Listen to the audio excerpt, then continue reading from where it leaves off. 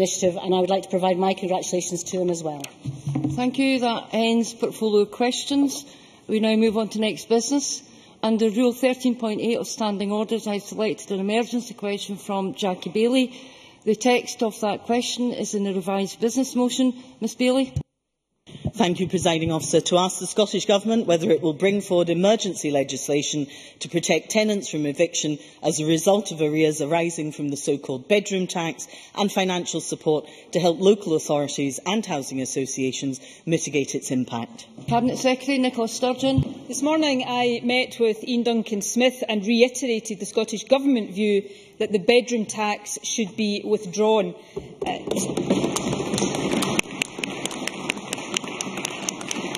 The Scottish Government has written to all social landlords, making clear that tenants who genuinely cannot make up the shortfall created by the bedroom tax should be protected from eviction. We have also made clear that no SNP-led council will evict tenants in these circumstances, a policy position rejected by the Labour-Tory administrations in Aberdeen and Falkirk. Labour's rhetoric on the bedroom tax is therefore exposed as empty by their actions at local level and at Westminster.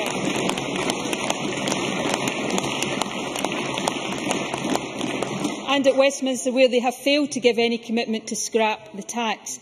We believe the approach we are taking is the right and sensible one, and in line with existing legislation, we expect the same sensitive approach to be taken to tenants getting into financial difficulty as a result of other aspects of welfare changes. The change proposed in the question would create an anomalous situation and would provide no additional protection for people getting into difficulty as a result of welfare cuts other than the bedroom tax. Further, it would involve the Scottish Government taking £50 million out of other areas of public spending, with inevitable consequences for vulnerable people across the country. Finally, it is a fact that the only way for Scotland to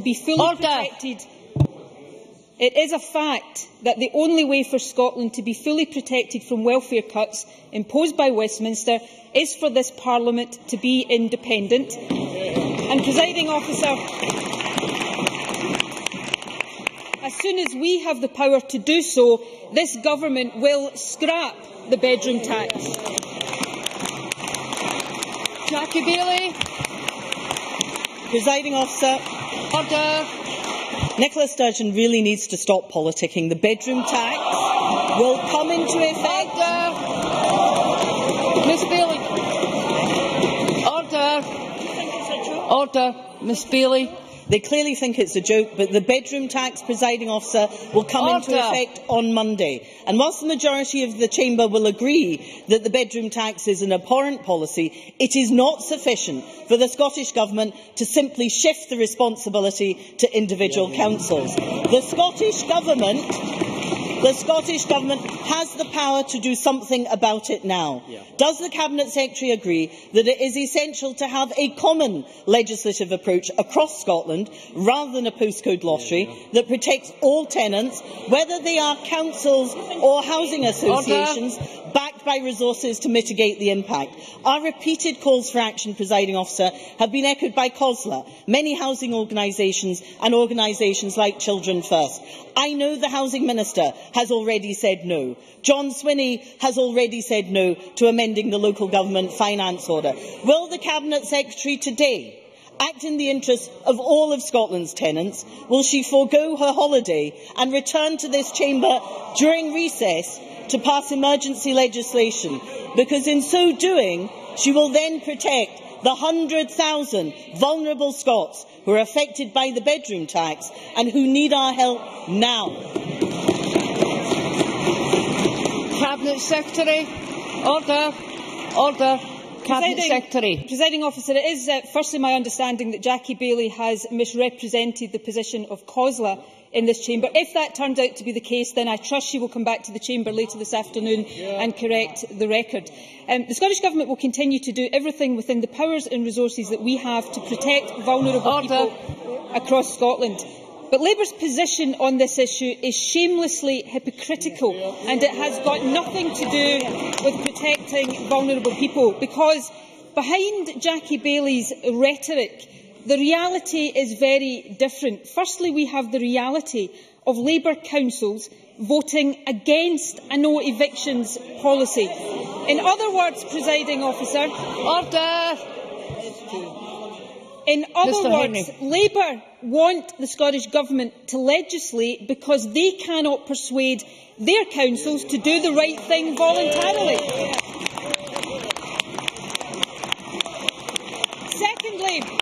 Secondly, we have a point-blank and disgraceful refusal by Labour to say that they would scrap the bedroom tax if they were re-elected to government. And thirdly, Presiding Officer, we have the grotesque situation of Labour saying that they oppose welfare cuts while being joined at the hip with the Tories in a campaign to keep the powers over welfare in the hands of the Tories instead of arguing for this Parliament to have the power to decide. Instead of grandstanding, and may I say it, rather belated grandstanding, Jackie Baillie and Labour should be getting behind the efforts of the Scottish Government to protect the vulnerable, and they should be joining us in a united front against the Tories instead of touring around the country telling us we are better together with the Tories. That's the reality. Linda Fabiani. Linda Fabiani. Thank you, Presiding Officer. Is the Cabinet Secretary aware that Ian Duncan-Smith, following a severe heckling by victims of his brutal welfare cuts in Edinburgh this morning, is on his way to have a meeting with the Welfare Reform Committee members this afternoon, held in private at his request? And does the Cabinet Secretary share my disappointment that instead of showing that united front to stop these cuts happening in the first place, the Labour Party here is choosing to act as a human shield for the Tories? And does she agree that they should be utterly and completely ashamed of themselves? Cabinet Secretary.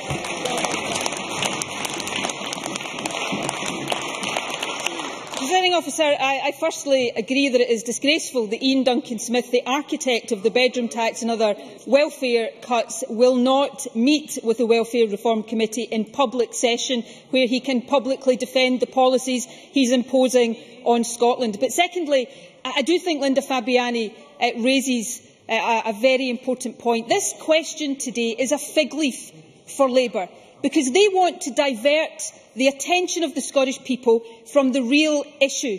And the real issue is this, that because powers over welfare remain at Westminster, then we have to put up with a Tory government that we do not vote for imposing welfare cuts and the bedroom tax on Scotland. And if Labour really cared about vulnerable people across Scotland, then they would be having a united front with the Scottish Government against the Tories. They wouldn't be in a campaign with the Tories to keep welfare powers at Westminster. Alex Johnson. Can I ask the Presiding Officer whether it would be possible to get an answer from those who have brought this question forward, whether a policy announcement which was originally made in June 2010, nearly 3 years later, becomes an emergency only on the day when Ian Duncan-Smith is visiting Edinburgh?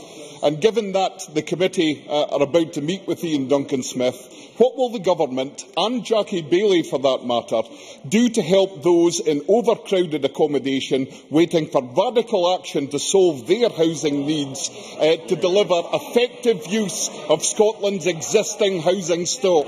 Cabinet Secretary.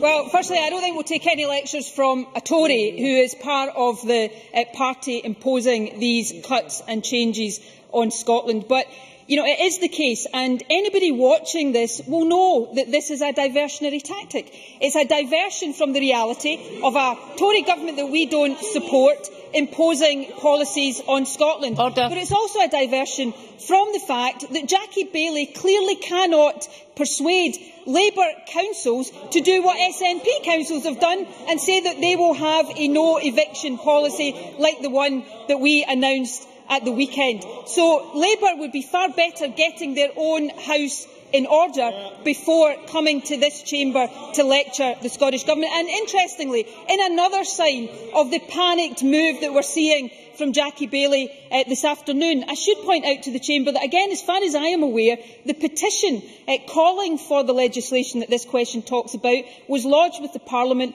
on the 16th of March. Some Labour MSPs have signed that petition. Some Labour MSPs have not signed that petition, including Jackie Baillie and Joanne Lamont.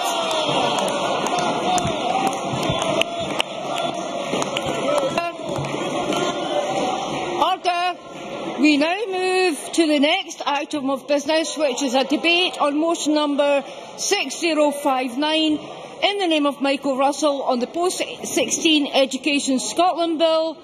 I'll allow a few moments for the chamber to settle down a bit. And can I invite members who wish to speak in the debate to press the request to speak buttons now. Can I remind all members that time was extremely tight. We have now lost 10 minutes of the debate. It means that later speakers will get their time cut, but I implore everybody to keep to the time limits they are being given. I call on Michael Russell to speak to and move the motion. Cabinet Secretary, you have 14 minutes. Thank you very much, Presiding Officer, and I am delighted to open this debate on the principles of the Post-16 Education Scotland Bill. Can I begin by thanking everyone who has contributed to the development of the bill so far. I would particularly like to thank the members of the Education and Culture Committee for their detailed scrutiny and comprehensive Stage 1 report, which I welcome, response to which we are happy to make. And, of course, I want to go on working with the committee as we continue to develop and improve this bill. But most of all, I would like to thank all of the staff, students, colleges, universities, employers and others who have given their views, not just during the committee's evidence gathering, but also through the numerous consultations and reviews which have informed and shaped this legislation. This government's record shows our undoubted commitment to education, delivering better opportunities and outcomes for learners. We have ensured that learners can benefit from a world-class education without the fear of tuition fees. We have maintained student places in our colleges while promoting full-time, job-focused learning. We have delivered record funding for our universities and have introduced the most comprehensive student support package currently available in the UK. We have delivered a record 25,000 modern apprenticeships. And through opportunities for all, we have acted to prevent the scarring effects of long-term youth unemployment, seeing a drop of 34,000 in the last year, the largest annual fall on record. These achievements are good, and more especially since they have been delivered during the worst economic climate in living memory. But they do not represent the limit of our ambitions for Scottish education. I believe that our reforms of the post-16 education system will deliver enormous benefits for learners and for Scotland. As the legislative arm of post-16 reform, that is precisely what this bill sets out to achieve. So let me open up the ideas of this bill. This bill reflects our strong belief that access to higher education should be extended to all, especially to those in our most deprived communities. The bill will end once and for all. Of course. Duncan McNeill. Point, and you rightly say that the objective of the reform is to widen access, for example, to deprived areas and indeed vulnerable people with learning difficulties. 1,000 learners are in James Watt College precisely doing that. How are we going to ensure that this bill will ensure the best outcomes for those people with learning disabilities? And how will this bill ensure that they are not pushed out of our colleges as an unintended consequence? Cabinet Secretary. Well, the process of regionalisation will be part of the process of widening the offer, but I am glad the member raises that, because last week I met with the cross-party group on learning disability, and I am sure they would have welcomed seeing you there, the member there too. And what we discussed, and I have discussed with the charities involved, is additional investment that we can put in place to make sure that there are no unintended consequences. And I have recently approved 2 schemes. Just one moment, Mr Finlay. I have recently approved 2 schemes that will attempt to guarantee that, and I will go on attempting to guarantee that with those involved. Mr Finlay wishes to intervene. Neil Finlay. Thanks very much. I've just received an email today from Unison, who have done a quick survey around the Glasgow City College, and they have identified, I'm now on to almost 3 pages of courses that have been cut that don't run this year, that run last year: HNC in engineering, electrical engineering, mechanical engineering, sports science, sports coaching, European computer driving licence, additional needs courses. It goes on and on and on and on. How does that widen access? Cabinet Secretary. I'm not really surprised that Mr Finlay is just after Ruth Davidson on this one. Ruth Davidson raised these points some months ago. She discovered, unfortunately she's never been to the Chamber to withdraw the remarks, and she should have been, she discovered that, of course, some of those courses hadn't been withdrawn, and that other courses were available in nearby colleges. The process of regionalisation provides wider opportunities across the college sector and across Glasgow, and that is precisely what it is doing. I'll take an intervention. Liz Smith. Secretary, I take your point on various aspects about this, that there are other things that we have to weigh up in the balance. Could you be very specific, though, that college regionalisation is ongoing in any case? What is it specific in the legislation that you are proposing that will widen access? Cabinet Secretary. Well, there is a guarantee of widening access to higher education in the outcome agreements, and the regionalisation process will ensure better offers for every single student. I would have thought that was axiomatic, and I'll continue to outline those points in the bill. The bill reflects well, of course, Margaret MacDonald. Margaret MacDonald. I thank the Minister. He's taken a great number of interventions, but perhaps he should be absolutely barefaced and honest about it. We will widen access to education when we have fewer, poorer people. So perhaps the ball shouldn't start in the court of people looking for education, but should start when they're looking for jobs to do. Cabinet Secretary. The member is as ever wise. The member is as ever wise, but what this bill is about is opening the door and creating the opportunity. But of course, ensuring that we move away from poverty in Scotland is an important thing to do, and the member and I agree exactly on the way to do that. That is to have independence in Scotland. Let me continue with the bill. The bill reflects our strong belief that access to higher education should be extended to all, especially to those in our more deprived communities. The bill will end once and for all the perception in those communities that a top-class education is an opportunity designed for others. The distinguished Toronto educator Avis Glaze says that poverty is not destiny. The bill will make yet clearer in Scotland post-16 education is for everyone, with the ability, drive and ambition to pursue it. The bill will allow us to ensure that Skills Development Scotland has the information it needs to identify young people at risk of dropping out of education. The bill will allow us to cap tuition fees for the rest of UK students and impose a related condition of grant on the Funding Council. This ensures that these students are not charged more than they can access in fee support from their own administrations. We abhor the monetarisation of higher education set in train by the UK Government. But unfortunately, it's a reality, and this Parliament had no alternative but to take action. The bill will substantially improve the governance of both the college and university sectors. This is right and proper. It's commensurate with the assurance and accountability required for public investment of £1.6 billion a year.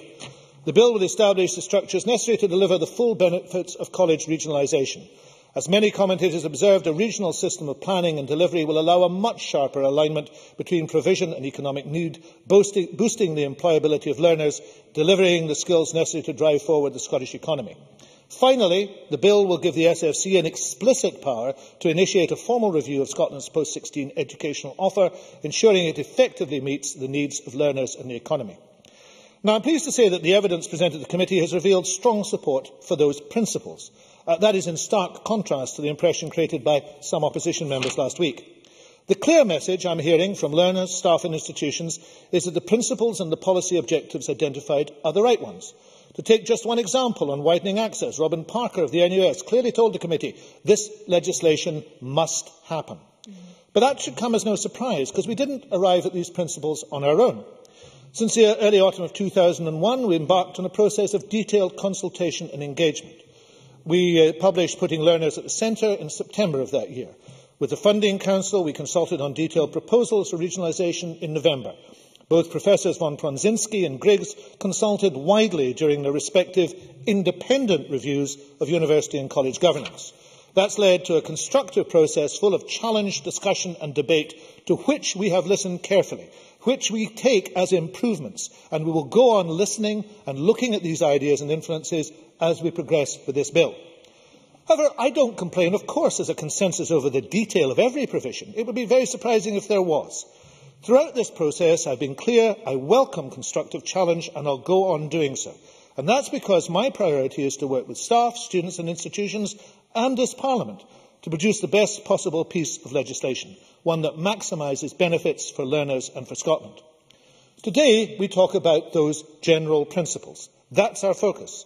Looking ahead, I encourage all members, whether they're on the committee or not, to come forward with suggestions that will help us to achieve a better bill. Let me turn, Presiding Officer, to some of the issues highlighted in the committee's report. I noted with interest the differences which have emerged. Some of the concerns, for example, over regionalisation, are founded in perceptions of complexity. But there is a broad acceptance that a regional model of planning and delivery will achieve substantial benefits for learners, institutions and employers. It's been suggested in allowing for both single and multi-college regions, we're creating an overly complex system. But, Presiding Officer, the bill allows for these different structures because we want colleges to determine the best model for learners in their region. Ian Mackay, who is now regional lead for Edinburgh, former college lecturer and trade union official, put it well in his evidence to the committee when he said, in a place as diverse as Scotland, it will be necessary to have a degree of variance in the way in which we exercise control over our national structure. It makes sense that there should be such variance. An alternative approach would have meant forcing colleges to merge. We're not going to do that, and those who criticise our plans for regionalisation cannot at the same time oppose the flexibility which the bill allows. The Presiding Officer, opposition parties have united to call for a delay to this bill. But at every stage we've answered the questions put, we've addressed the issues raised, and will go on doing so. Delaying this bill would be the wrong thing, because college leaders are already seizing the opportunities for post-16 reform. College leaders are delivering the benefits of that reform at an unprecedented pace. I'm sorry, I'm very short of time, perhaps in a moment. It's college leaders who right across the country are presiding over the emergence of colleges of scale and distinction. I don't think delay would serve any point at all. I've made clear my intention to listen to concerns raised, to address these at stage 2. Colleges have themselves set timetables for change. I'm going to back their efforts for learners as strongly as I can. I'm also going to back the development of wider collaborative models. Let me make clear, for example, my support for the work which continues between the local authorities and higher education bodies in the unique venture at the Crichton campus in Dumfries. I'm looking to the Funding Council and the institutions involved to ensure that that model and other models are recognised in outcome agreements. And widening access is an area where there is strong support for the principle. Let's discuss how we get that principle into action. In 1894, John Kerr, the principal of the University of Glasgow, said, "It is the glory of our Scottish universities that they have never been places of education for a class, that no costly arrangements render them possible for only the rich or well-to-do." But 119 years after that remark was delivered, we've still not adequately widened access to our poorest communities, a point that Mr McNeill has just made again. Almost everyone in the Chamber would agree that widening access is intrinsically good. So the question is not of whether something should be done, but how best to do that thing, and in particular, whether it's necessary to legislate. Now, I believe the evidence shows we must. I don't dispute that progress has been made. I applaud the innovative programmes that are being developed, but there's no getting away from the fact that participation from Scotland's most deprived areas has increased just 1% in the last 9 years. That is unacceptable. We invest over £1 billion a year in Scottish universities. That investment must yield a return for young Scots who have the ambition and the determination to succeed, whatever their background or circumstances. Further, but that does not mean that there should be any displacement. We don't want to increase access for one group of learners by restricting opportunities for another. So we want to, in widening access in the truest sense, we've created an additional 1,700 places already in anticipation of an increase in learners from deprived backgrounds. And that's why we provide the Scottish Funding Council with £29 million every year for these activities. No, I'm sorry, I'm coming to the end now. I'm sorry. I will genuinely try and take later in the debate. I will now turn to the issues raised by the committee with governance. The bill will allow ministers to require institutions to comply with principles which appear to constitute good practice. There is a code being developed by the chairs of court who have been consulting. It's appropriate that the committee have a role in scrutinising the code. I am pleased there's going to be further evidence on it. But the code is not explicitly referenced in the bill. It's not therefore a substantive part of the legislation that's under scrutiny. And I think that the scrutiny that will take place will be necessary, but it hasn't impeded the progress of the bill. Final minute. Presiding Officer, I've set out the principles of this bill and the benefits I believe it will deliver for Scotland. It's been suggested by some in the Chamber that none of this is necessary, that while the intentions are laudable, legislation is not necessary or essential for their achievement. But it is necessary and it is essential. It's necessary and essential for Scottish businesses looking for the skills they need to grow. It's necessary and essential for the ambitious learners who want to acquire the skills to enter quality employment. And above all, Presiding Officer, it's necessary and essential for the young people in our deprived communities who want a better life. I move the motion in my name. Thank you very much. And I now call on Stuart Maxwell to speak on behalf of the Education and Lifelong Learning Committee. Maximum 10 minutes. Thank you, Presiding Officer. I want to begin by thanking the Cabinet Secretary for addressing in his speech many of the issues raised in the Education and Culture Committee's Stage 1 report on the bill, and indeed for his quick response to the committee's report in time for this debate. I also want to take this opportunity, however, to thank all those who provided evidence to the committee, as well as the committee clerks and SPICE who assisted us throughout the Stage 1 process. I should also make clear today that I am speaking in my capacity in this debate as convener of the committee. Presiding Officer, this speech provides an opportunity for me to discuss the main issues in our report in more detail, and in doing so I will also look ahead to Stage 2, assuming that the bill is passed at Stage 1. The committee's report sets out various areas where further information is required before we will be in a position to consider amendments.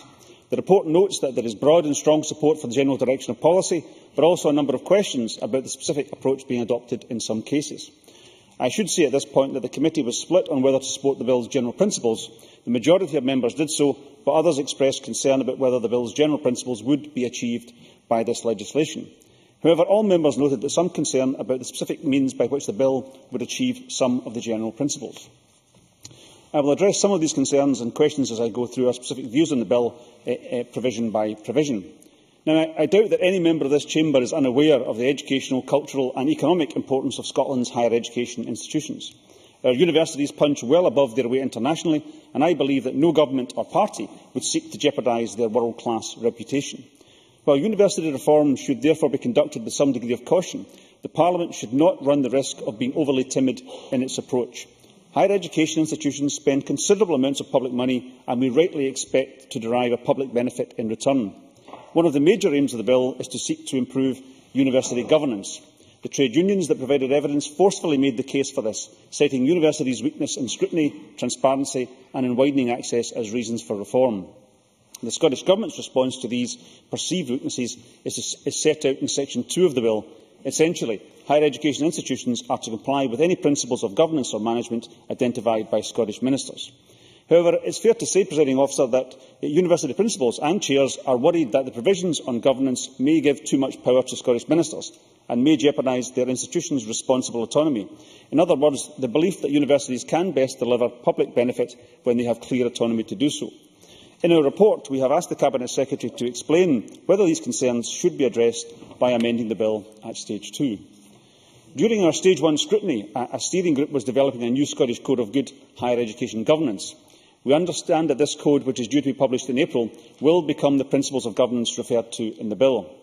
The committee had a number of questions concerning the code, and in our report we have asked the Cabinet Secretary to explain how this code will be signed off, whether it will address gender inequality in universities' governing bodies, and how it will avoid straying into university management as opposed to governance. Given that the code was not available prior to the end of Stage 1, the committee will take further evidence on the content of the code before commencing Stage 2. Presiding Officer, I hope that everyone present would agree that our universities should be places where all those with the ability to flourish are admitted. However, it is strikingly apparent from the evidence we heard that some groups of people, particularly those from disadvantaged socio-economic backgrounds, are not as well represented in university as others. The bill seeks to address this deficit. The committee welcomed both the principle of widening access and the Cabinet Secretary's recent financial commitment to this policy. Again, however, we have asked for further information on this from the Scottish Government. First, we want to know how the risk of universities adopting weak targets on access can be avoided.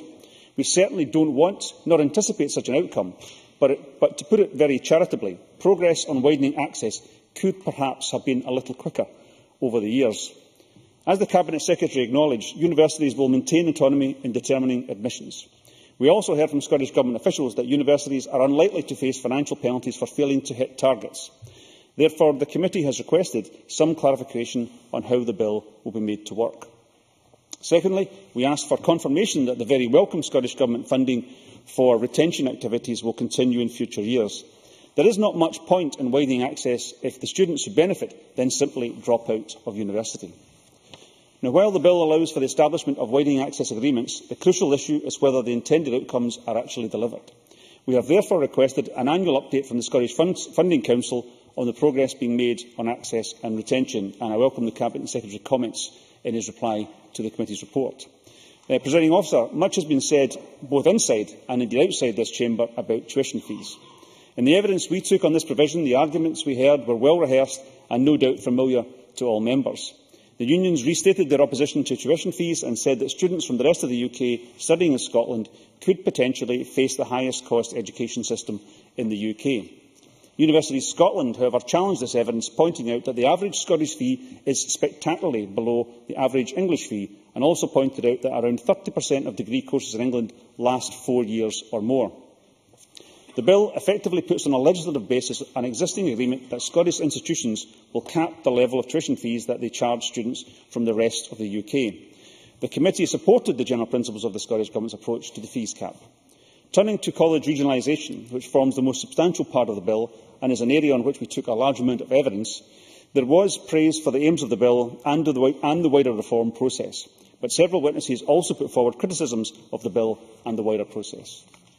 The changes being proposed by the bill and the separate ongoing process of college mergers would result in a significant restructuring of Scottish colleges. There would be regions with a single college, for example here in Edinburgh, and also multi-college regions in Glasgow and Lanarkshire. New regional boards will be created for Glasgow and Lanarkshire, which will distribute funding and plan provision across the region. Individual colleges in these areas will be known as assigned colleges. Particularly in light of comments made by the Funding Council, we asked the Cabinet Secretary for a detailed explanation of the relationship between regional boards and assigned colleges.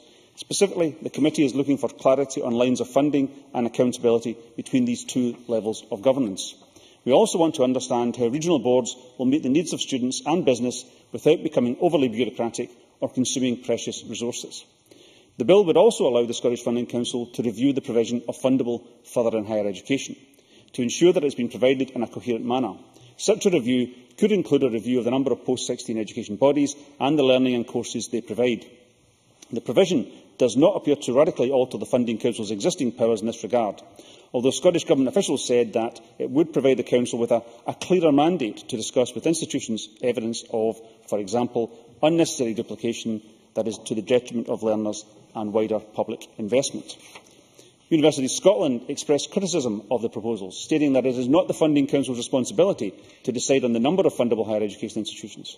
It went on to set out some of the potential problems that a higher education institution could face if it were known that it was under review. Although the Cabinet Secretary and the Funding Council sought to reassure Universities Scotland, we have asked the Scottish Government to consider whether the bill itself could be amended to provide further reassurance to universities. Turning now to the final provisions of the bill, which concern data sharing. If the bill is passed, a legal duty will be placed on relevant bodies to share data with Skills Development Scotland to help it identify young people who have disengaged with or may be at risk of disengaging with learning or training. Now, although the Cabinet Secretary stressed there are relatively minor changes being sought, our understanding of this provision was not at all helped by the evidence we received. In particular, we struggled to understand how a database, or a data hub as it was called, could actually identify young people at risk of disengaging with learning or training. I myself had some difficulty in understanding the evidence we received from SDS. Our comprehension was not helped by the fact that the policy memorandum does not explain what this phrase means, nor does it say how many young people it could cover or exactly how they would be helped. While a minor change is being sought, the underlying policy is of immense importance, and the report took some time to disentangle the provision from this wider policy. We also asked Skills Development Scotland for a detailed explanation of how it will proactively support young people who may be at risk of disengaging with learning or training. Presiding Officer, in conclusion, the committee by majority supports the general principles of the bill. We have taken our responsibilities at stage one extremely seriously, taking evidence on all of the key issues from a wide range of interested parties. As ever, their input has been invaluable, and I would like to thank all of those who contributed, both in writing and who provided oral evidence to the committee. Once again, I want to restate my support, and I am sure my thanks and the committee's thanks to the clerks and to SPICE for all their support and help during the stage one process. Our report summarises the strengths and weaknesses of this bill. Witnesses and the committee have made clear that greater clarity on the bill is required, and I very much welcome the Cabinet Secretary's commitment to working with the committee to make sure that the bill can and will be improved at stage 2. Thank you very much. I now call on Neil Findlay, maximum 10 minutes. Thanks, Presiding Officer. As a member of the Education and Culture Committee, I and my colleagues sat through many hours of evidence on this bill. And my views on the proposed legislation have most certainly been shaped by what we have heard from those who know most about further and higher education, that is, the students, staff and the relevant interested parties who came before the committee. As parliamentarians, particularly in our committee work, we have got a duty to interrogate and question what is put before our Parliament, and I believe that the Education Committee has done that to good effect. This is apparent to anyone who reads the committee report or listens carefully to the convener. Let me say from the outset, so that there is not any room for misrepresentation, no room for any pretence or false indignation, I believe I believe probably all of the members of the committee support the broad aims of the bill. I certainly support improving the governance of universities and improving transparency and accountability, as has been called for by students and trade unions. I support a reform of tuition fees for our UK students, as has been called for by student leaders. I support improvements to and the democratisation of college governance. I recognise the need to improve collaboration between colleges and universities, and I support improved data sharing to support people into employment. And I bow to no one in my support for widening access to higher education. A college education changed my life by providing me with the opportunity to enter higher education, and I know that for many students like me this is the route to university. But, Presiding Officer, the evidence we have heard has raised some serious concerns that strongly suggest that the bill as it stands is deeply flawed. Take higher education governance, for example. The committee's ability to fully comprehend this section of the bill was severely hampered. The Scottish Funding Council was supposed to commission a working group to develop a new improved code of governance for universities. However, instead, the chairs of court took it upon themselves to undertake this work and appointed a steering group. However, that code has neither been published nor subsequently scrutinised by the Education Committee. This is wholly unsatisfactory. Indeed, the development of the code by this group was heavily criticised and evidenced by the UCU, the EIS and the National Union of Students, who complained bitterly about the lack of student or staff representation on the group drawing up the code. Despite the unrepresentative composition of university boards, the university chairs went on to tell the committee that there is no particular problem with governance in Scotland to be solved. Given this assertion, which was contradicted by students and unions, I do have some concern about what the findings of the steering group may be, and that whatever is in their findings will be accepted entirely by the government, and that would effectively become the principles of governance. And we heard Professor von Prunsinski himself say that governance was overwhelmingly excellent. Whilst these views, I believe, were quite rightly challenged by the UCU and the NUS, it does beg the question, if he thinks that governance is excellent, then why is there a need for a new code? There is also an apparent difference of opinion between the Cabinet Secretary and the Chair of the Funding Council on whether the new code would be voluntary or compulsory. I would say that is a pretty fundamental issue, and we don't know if the new code will deal with issues such as gender equality or staff and student representation on university boards of governance. Section 3 of the bill relates to a subject very close to my heart, as I mentioned, widening access. But many questions that were asked about this remain unanswered. How is this objective to be achieved? What actions are to be taken by institutions to improve access? What is the target? Which groups are to be targeted? And who will be counted towards the widening access total? What rate of improvement will be deemed successful? Which initiatives have been successful and which are the ones that have failed? How are admission staff to be protected if they apply contextualised admissions? Will there be displacement? How will widening access be achieved with no extra funding? What is to happen if universities don't play ball? Government officials and evidence said financial sanctions were unlikely in the event of a failure to widen access, but only today, in his letter to the committee, the Cabinet Secretary says financial penalties may indeed be imposed. What about retention, so vital to widening access?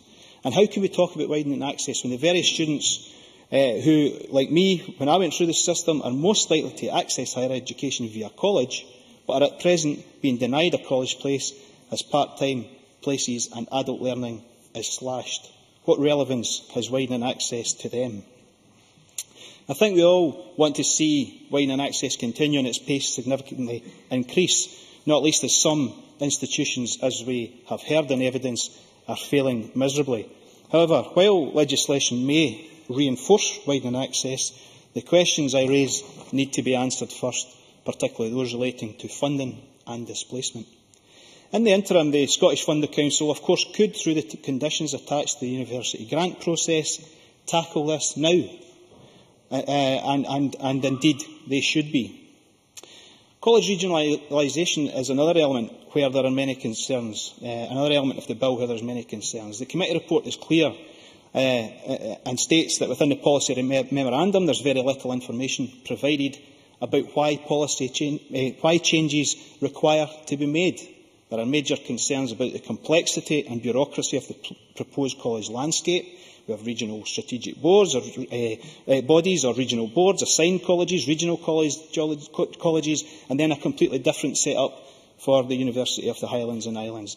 David Baillie of the EIS summed this up very well when he said, if it's the government's wish to create a nationally incoherent FE structure with a myriad of different types of colleges, governing bodies and funding mechanisms with separate regulations for each, then this bill is the way to go about it. Some express the view that the changes to the structures and bureaucracy of colleges are simply a cover for cuts. Cuts that we know will see another £25 million taken from college budgets. Angus Council in its submission said, however, in practice, recent changes to college funding for school-college partnerships have already restricted the range and volume of provision available to young people. It would welcome if college regionalisation it would be unwelcome, if college regionalisation compounded this by diverting time, energy and money from core functions. Unison argued that the whole thrust of regionalisation is not really about taking a regional approach, rather it is about delivering budget cuts, and went on to say that colleges are being forced into merger because they are afraid that if they do not, they will be cut out after the regional boards start distributing funding. And there is so much more where clarity is needed. How will relationships between the regional bodies and assigned colleges work? Will it result in a bidding war? And will some colleges be preferred over others? Will the charitable status of colleges remain with increased ministerial powers and less autonomy? How will academic freedom be maintained? Will centralisation of courses take place? What will happen to local access? We have already witnessed the impact of regionalisation and local access with the closure of the construction campus of Edinburgh College at Dalkeith. Ms MacDonald. Margaret MacDonald. I thank the member for giving way, Presiding Officer, and these are good questions. But does he have answers to some of them? Because it sounds to me as though they could present something to debate with. Neil Findlay. What a fantastic question, Ms MacDonald. I wish you just had put it to the Minister. What about the strategic forum?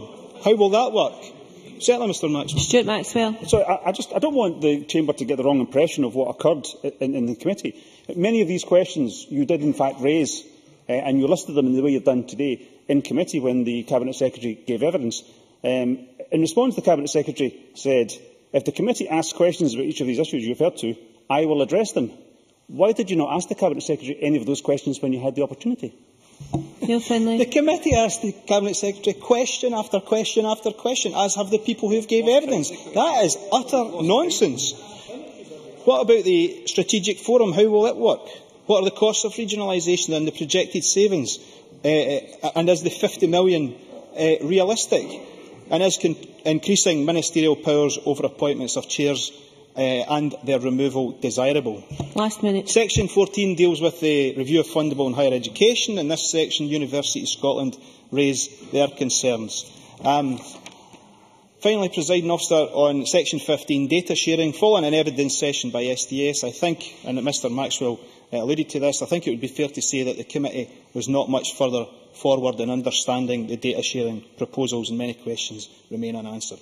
So, Presiding Officer, while the aims of the bill we would largely agree with, the bill itself is badly drafted, ill-defined, clumsy and a confused piece of legislation. Anyone who reads the committee report will see this. Question after question remain, and a far greater degree of clarity is needed. the NUS, Scotland's Colleges, University Scotland, the UCU, the EIS, the Chairs of Court, College Principals, Unison, the Funding Council, all three opposition parties on the Education Committee, and indeed SNP members of the committee have all raised repeated and serious questions about the bill. I take no pleasure in saying that this bill is not fit for purpose and that government should recognise this, withdraw the bill and come back with one that the sector can support. Thank you. And now Colin Smith, maximum 6 minutes. Deputy Presiding Officer, I think we can all agree that this is a very important time within further and higher education. There are a huge number of challenges involved in facing up to a very fast-changing world and ensuring that our colleges and universities are fit for the future in terms of their competitive edge, their flexibility and their ability to adapt to the needs of an ever-increasing diversity of students. And I don't think we should underestimate the scale of that challenge.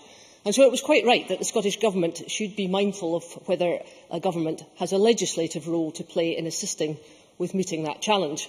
And to do that, the Scottish Government, in conjunction with colleges and universities and the Scottish Funding Council, needed to decide which policies would best deliver excellence in our institutions, to maintain and increase their international reputation, and to respond to the economic and social needs of the local economy.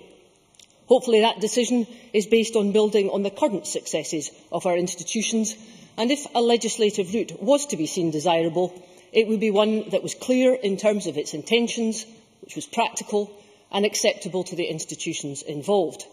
So it is against these criteria that the Scottish Conservatives set out to examine the post-16 bill. And at the start of the process, we had a genuinely open mind, largely on the basis that we had sympathy with some, although certainly not all, of the main policy intentions. But as time has gone on, and after very lengthy committee examinations of a large amount of evidence, which I have to say has been ably and objectively chaired by Stuart Maxwell, we have increasingly come to the view that this is a bad bill. It is a bad bill not just because of its poor drafting, but it is a bad bill because of the complete lack of clarity over the relationships of the new structures, particularly in the college section. It has botched the balance between public accountability and autonomy, and it is a bad bill because there is so little evidence that the bill is needed and able to deliver on its intentions. Alistair Sim of University Scotland summed it up well when he said that the bill had come adrift from its policy intentions. I agree with them. But apart from these presentational problems, which formed a very substantial part of the evidence, there are for these benches some major policy issues, and I want to look at these in the context of an increasingly competitive international situation for our universities. Good governance is not in doubt. Indeed, I don't believe it ever was. If there had been compelling evidence that there were serious examples of bad governance and that these were harming education and holding back our institutions, then there might be a case for legislation.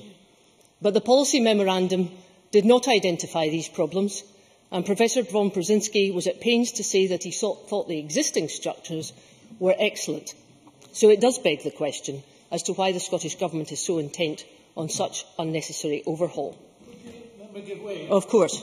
Cabinet Secretary. Professor von Brzezinski, I think to be fair, she should not give the impression that Professor von Brzezinski said everything was fine and leave it at that. Professor von Brzezinski's report is lengthy and detailed and makes many recommendations for improvement in governance. I'm sure she will want to acknowledge that. Liz Smith. I do acknowledge that, Cabinet Secretary, but the whole point is that von Brzezinski is saying that there is no need for a radical overhaul, particularly when it comes not just, forgive me, Cabinet Secretary, not just when it comes to the governance of university, but your proposals are actually intent upon interfering in the management of universities as well. And that is a key phrase that you have been asked to remove by the sector. Now, whilst I respect the views of those who have put a slightly different perspective on this, and I think they have argued very fairly on the point of social justice, I cannot find the hard evidence in some of the situations that they have referred to that this bill will actually deliver better education than what we have just now. We are very nervous about legislating to insist that there will be statutory requirements to have specific quotas on university courts or on college boards, because apart from the complications that are involved, such as ensuring that private sector representations on the boards of colleges, which have significant links to businesses, it removes the flexibility of governing bodies and their ability to reflect the diversity of our institutions, which is so important. But let me turn, Deputy Presiding Officer, to the more deep-rooted concerns, specifically to the Scottish Government's desire to have more powers over our colleges and universities. For example, in terms of extending the circumstances where ministers could remove board members or oversee the management as well as the governance of universities. Apart from our fundamental opposition to this, because it is a threat to undermine the autonomy of our tertiary sector education, I can see no logical evidence to move in this direction. Indeed, if the Cabinet Secretary cared to look around the world, he would see those nations faring best in higher education in terms of academic success rates, retention rates, all those that are measured by the OECD, the World Bank, the Shanghai rates. These are where governments are less rather than more involved. Indeed, in Finland, in a country where the Cabinet Secretary is always keen to promote their ideas in education, he will know that in 2010 they specifically removed the state from universities because it was stifling autonomy.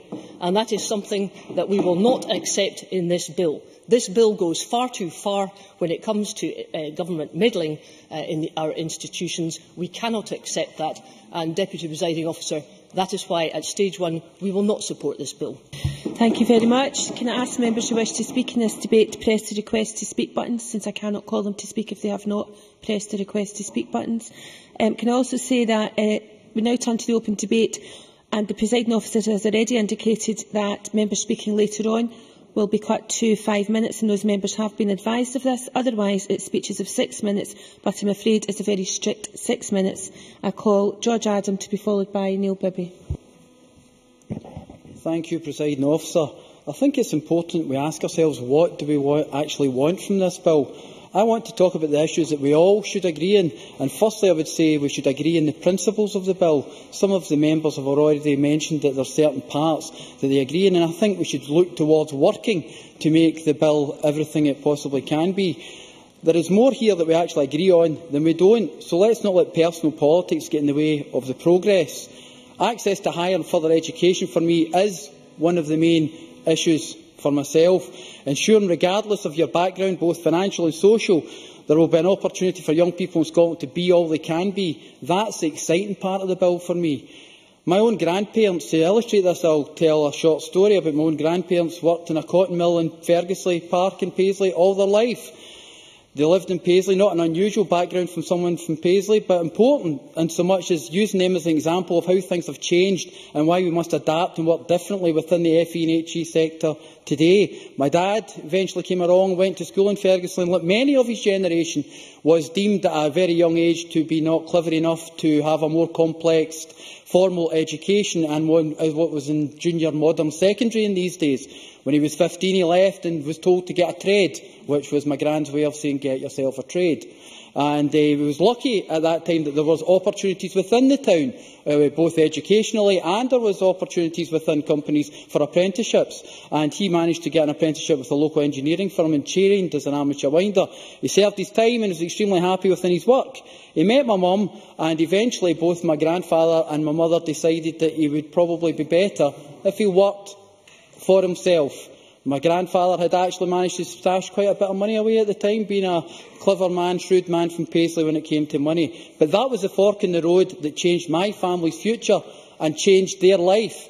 And it was because of my father's vocational training that made the difference there, because that opportunity was available to him then in the 1960s. And the reason for the story for that is to say that the cotton mills are no longer in Paisley, and the place where my dad served his apprenticeship is now a private housing estate. That's why I support the Scottish Government's commitment to further and higher education, and I feel it's so important. That's why this bill is so important. This bill supports the premise of education and vocational opportunities for all our young people in today's competitive and challenging times.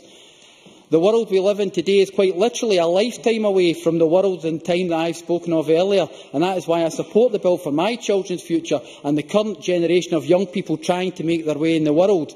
That's why, for me, widening access in higher education is the most important part of this bill, and something that we have to strive to achieve to. And it's one of the issues that allegedly we're all meant to agree with and have been said within the committee that we agree with. The current status quo is clearly just not delivering on this, and research published by the NUS in Scotland last year predicted it would take 40 years to achieve a fair balance of rich and poor students at Scottish universities at the current rate of progress. Robin Parker, President of the NUS, told the Education Committee on Tuesday 19th February that legislation must happen. There are examples of good practice in widening access. They just need to be stepped up and done on a wider scale. Every university needs to do a lot more. I would say within my own area, I've brought the example up on numerous occasions, the University of the West of Scotland has continued to do extremely well on access, but we do have, as Mr Finlay mentioned, have to ensure that we retain these students when they go to university now. But up to now, progress in ensuring that more students from poorer backgrounds attend university has been slow. Participation from the most disadvantaged areas has increased just 1% in the last 9 years. 1% in the last 9 years, and some would lead us to believe that we do not need legislation to make a difference in this.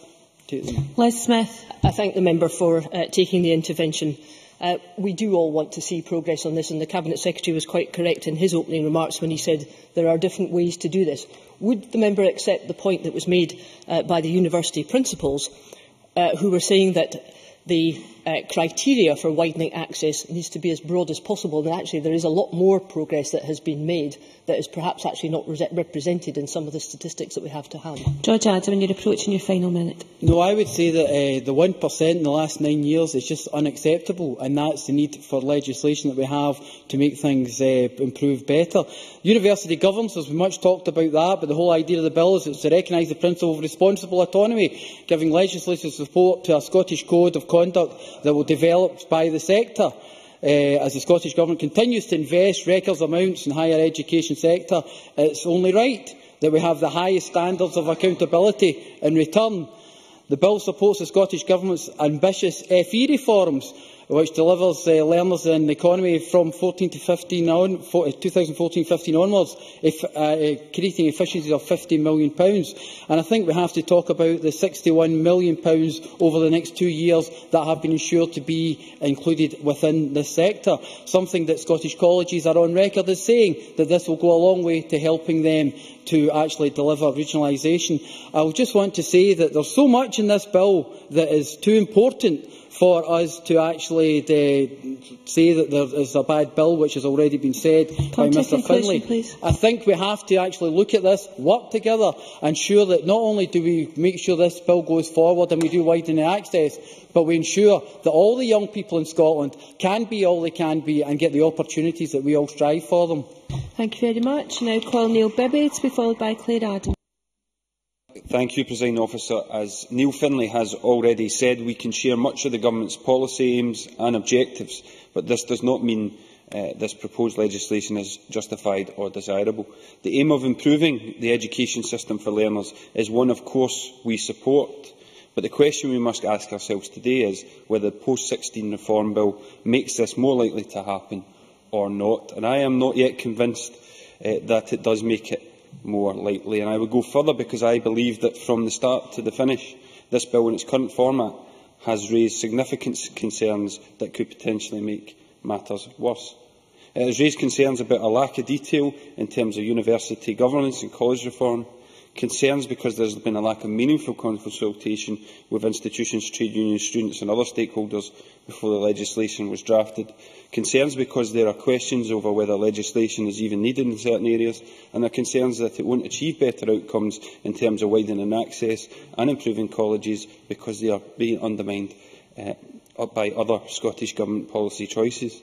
I haven't got time to concentrate on all of these points, but I will focus on 3 areas: university governance, college reform and widening access.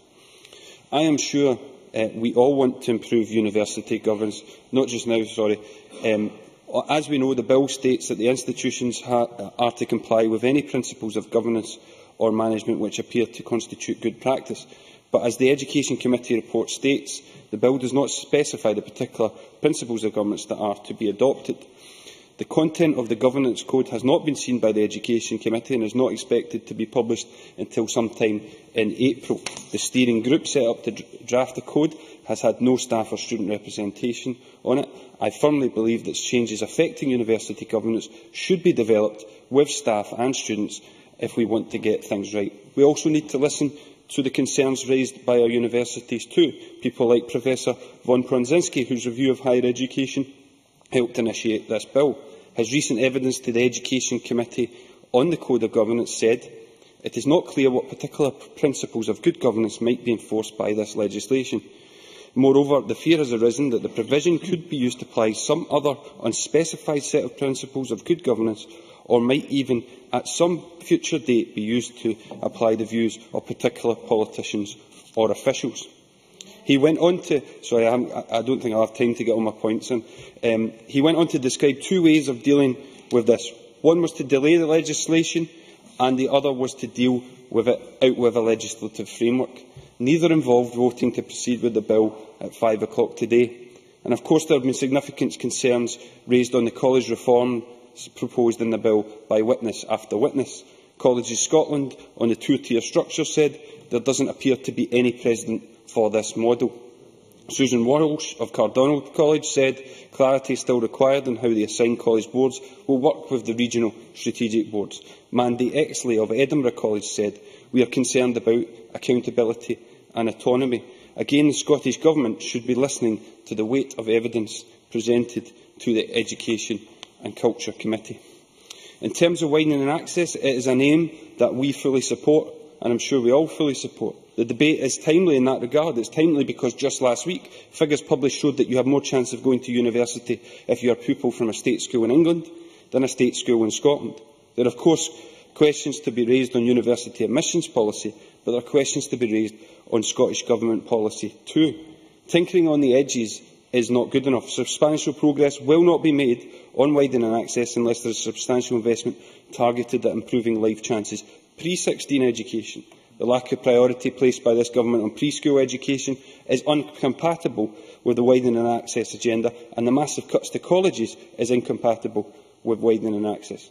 In terms of the bill, as the committee report states, there was little information in the policy memorandum on levels of representation or the relative success of various initiatives. Not surprising, because the officials admitted there has only been something like a 1% improvement over the past 9 years. The policy memorandum also does not explain how the bill would improve access by the rate of improvement being sought by the Scottish Government. When challenged on this at committee, the Cabinet Secretary said he did not expect there to be an overall target set. If the Government was serious about widening access, then the Government would be serious about answering these questions. Officials even downplayed the possibility of financial penalties if universities did not meet targets, something the Cabinet Secretary has now talked up. And all of this is to be achieved without a new and additional budget. And there won't be any displacement either. Presiding Officer, if it sounds too good to be true, then it's because it probably is. And these are not just our concerns. Concerns have been raised by a number of organisations. The Open University, which was created by a Labour government in the 1960s, is an institution that probably knows more about widening access than any other organisation in the UK. Like us, they support the Scottish Government's commitment to increase the number of students from non-traditional backgrounds, but would like to see greater policy direction in this area. In closing, Presiding Officer, I can sum up my argument in 5 words. This bill is a mess. I think it's quite telling that Mike Russell has basically pleaded with members of the Education Committee to bring forward amendments at stage 2 to make the bill better. The bill is not in a fit state to proceed. The Education Committee has done its job in scrutinising the bill. The Scottish Government have not made a decent case, never made a compelling case for this legislation. Therefore, I join the consensus out with the SNP in calling for it to be delayed and reconsidered. Thank you. Claire Adamson, to be followed by John Pentland, and members must stick to 6 minutes. Thank you, Presiding Officer. I welcome the Post-16 Education Bill and the areas it addresses. I believe they are key to ensuring that our higher and further education sectors can meet the economic challenges ahead. Ms Adamson, can you pull your microphone round, please? Thank you. Thank you. They are key to meeting the economic challenges ahead. The bill is about better support for jobs and economic growth, improving our life chances, especially for our young people, fundamentally changing the provision and skills and other forms of post-16 education by aligning learning to the labour market, and ensuring the Scottish Government's aspirations, improving economic participation, productivity and ultimately increasing the economic prosperity of our country. It is very important to remember why those reforms are necessary. The 1990s Tory model of incorporated colleges led to competition and duplication in the sector. Variations and questionable policies in college reserves resulted in £200 million being tied up and not being used to the benefit of the students, and there was industrial unrest. Can I quote from the EIS in this respect? The EIS believes that this poor financial situation stems from the funding basis of incorporation, which promoted deficit management as the norm and allowed deficits to grow. They go on to say it's a matter of record that further education sector has among the worst record of industrial relations and industrial unrest in the public sector in Scotland. While accepting that this situation relates in parts to the problems arising from historical funding deficits, the EIS believes it also clearly indicates poor personnel and financial management on the part of those principals and board members charged with these very important functions. Presiding officers, that's a quote from 2004. The Educational Institute of Scotland's Further Education Lecturers Association responds to the Scottish Executive consultation paper on the implementation of measures resulting from the review of governance and accountability in the FE sector. I would suggest that the Labour Party had their chance to address some of these issues and do away with this Tory model and its resulting problems, but failed to do so. I know the members from the opposite benches have raised some concerns about where we are with the education bill and the matter of the governance guidance not being available has been raised, but the committee knows that when the governance guidance is published, that we will be taking further evidence on it as a committee, and it was scrutinised prior to stage 2. There was also questions about widening access agreements and how this could be done and what implications there were for ensuring that this happens. However, the outcome agreements have been largely ignored by the opposition benches, and I suggest that the outcome agreements will be key to ensuring... No, I'm sorry, your members wouldn't take one from Ms MacDonald. I'm not prepared to take one now. Can I also say that many of the questions raised by, I think Mr Finlay was quoting the Unison claims today about the reduction in part-time and college funding. I think we have to examine this in more detail. Mr Finlay has been on record claiming that reduced timing in modern apprenticeships has somehow it makes them less valuable than others. But in 2008-2009, colleges enrolled 79,588 students on programmes that were designed to be completed in under 10 hours. These programmes averaged 5 hours each, while a full-time further education equivalent student was required to study for at least 720 hours. I note that the full-time student numbers increased by 22% from 2005-2006 to 2011-2012, and we now have 119,440 full-time equivalent students in Scotland, the highest that there has ever been. And those figures come from Scotland's College's baseline report for the academic year 2011-2012. I'd like to say a little bit about widening access. I've been on record in this chamber talking about how important education was to my family. My father, who was went back to university after losing his job as a mature learner, and also to my siblings and myself. And today I was at the launch of the Routes to Empathy rollout across Scotland, which encourages young children to empathise in relationships and understand the emotions, reducing violence and aggression in doing so. And that was launched in Berryhill Primary School in Craigneuk, which, following Thatcher's closure of Ravenscraig, remains one of the poorest and most socially deprived areas in Scotland. Last minute. I want those children today to know that higher and further education are available to them, and they have a right to it in a Scottish climate. Presiding Officer, John Lamont comes before this chamber claiming that the SNP's constitutional agenda and the referendum in 2014 has put Scotland on hold. I regret that Better Together parties united in this also call for a delay in implementation of this bill. As a former project manager, I know delay costs, it creates uncertainty, and it is a very bad place to be. So they were wrong when they called for a further delay in Curriculum for Excellence implementation, and they are wrong to call for a delay in this bill. It is the Better Together parties that are putting Scotland on hold and preventing the progress of our nation. Thank you very much. John Pentland, to be followed by Colin Beattie. Thank you, Presiding Officer. Reading all the criticisms, it's difficult to imagine how the Scottish Government can argue that this bill is fit for purpose. Indeed, it's difficult to see how they can argue that it is not fatally flawed or at best in need of a major overhaul. Not least, there is widespread criticism of the centralisation of power in the hands of the Cabinet Secretary. But let's start with what may seem the mildest criticism until translated to reflect the understatement of the Cabinet Secretary's allied majority on the committee. The overall conclusion states the committee has some concern. Now, this is not a minor concern of the sort that wouldn't survive the private session finalising the report, nor is it the sort of concern that could languish in obscurity in lesser paragraphs. This concern is too serious to be restricted to the even lesser conclusions of the report.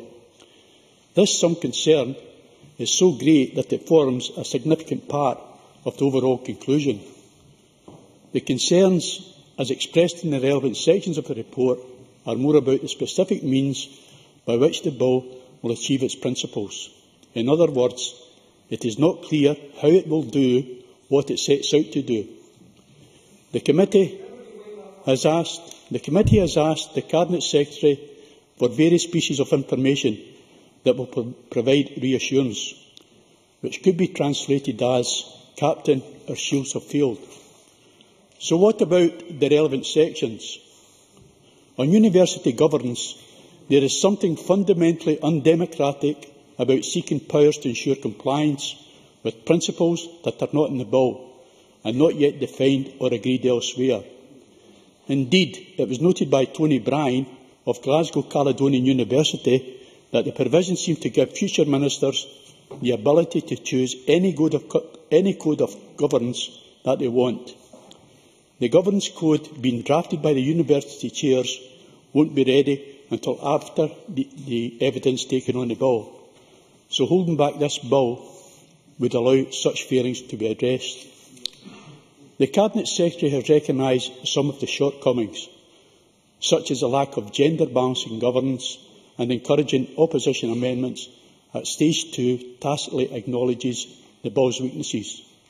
Maybe, in the spirit of political consensus, we should take the entire bill away for a while and overhaul it for you. I welcome the recognition of the obstacles facing those living in areas of high deprivation, which is a major factor in people not realising their potential. But having certain postcode areas as the sole indicator seems unnecessarily restrictive and lacking in flexibility. As Lead Scotland noted, it won't help other disadvantaged groups, such as disabled students and carers. The Cabinet Secretary claims NUS support for his agenda, but I note that they are looking for clearer legislative action, including an annual review by Parliament, to ensure that we are on track to get greater fair access in less than 40 years. Yet the bill and its accompanying documents shed little light on how such improvements will happen, or the consequences for universities failing to deliver. No. I have previously expressed my doubts about the motivation behind college regionalisation and highlighted the lack of evidence for any educational benefits. It seems clear that the main impetus for college reform is cost saving, with inevitable consequences for students, staff and courses. Many of these changes are already underway in a hasty but haphazard fashion. What does this bill add to that mess?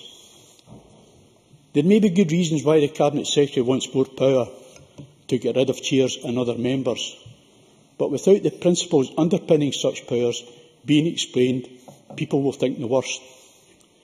It might have helped to allay suspicions if there had been meaningful consultation in the appointment of interim regional chairs and wider involvement and more transparency in the appointment of board members. I am also concerned about the regional strategic bodies, which seem to have somewhat undefined but potentially damaging scope to act as a mini-funding councils, adding another layer of controlling rather than enabling bureaucracy. Final minute. You add that to the extension of powers for the Scottish Funding Council, and we have a nice accumulation of power and resources taken away from those who deliver education. All in all, the current impact of this bill seems to be to build barriers to transparency and to concentrate power in central government and its obedient satellites.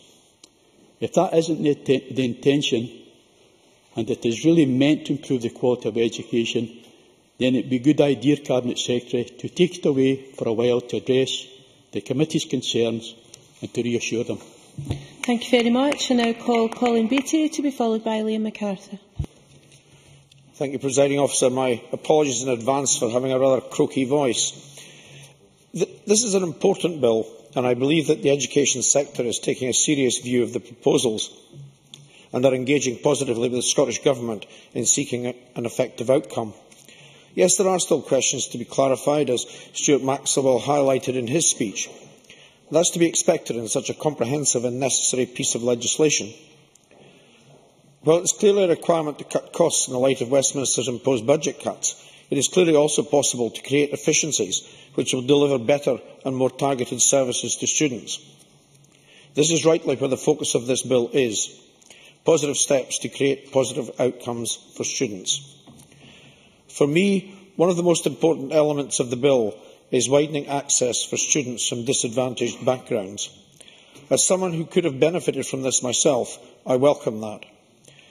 Progress has been too slow in ensuring that students from poorer backgrounds attend university.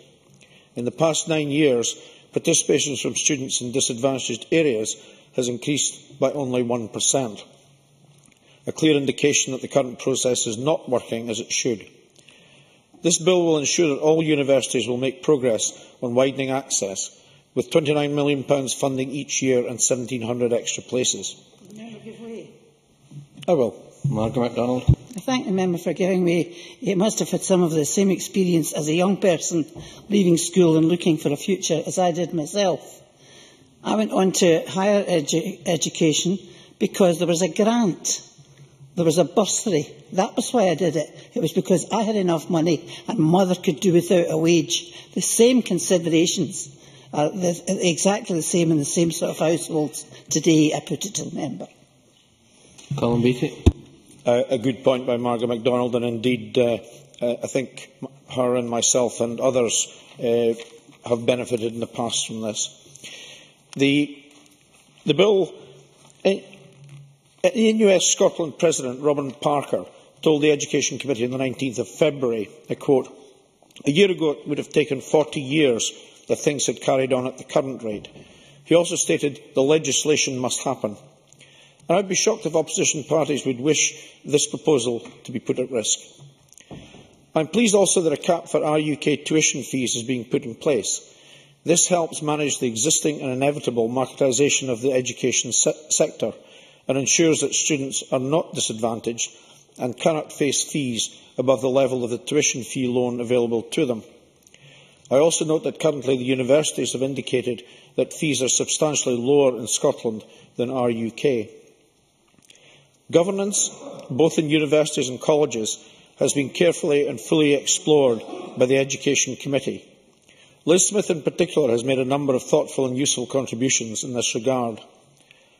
Concerns have been raised on the subject of responsible autonomy, concerns that the Scottish Government might seek to erode the independence of educational institutions.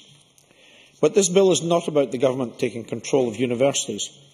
A Scottish Code of Conduct is being developed, which will be given legislative support and will recognise the important principle of responsible autonomy. We are investing record amounts in the higher education sector, and it is right that we demand the highest standards of accountability.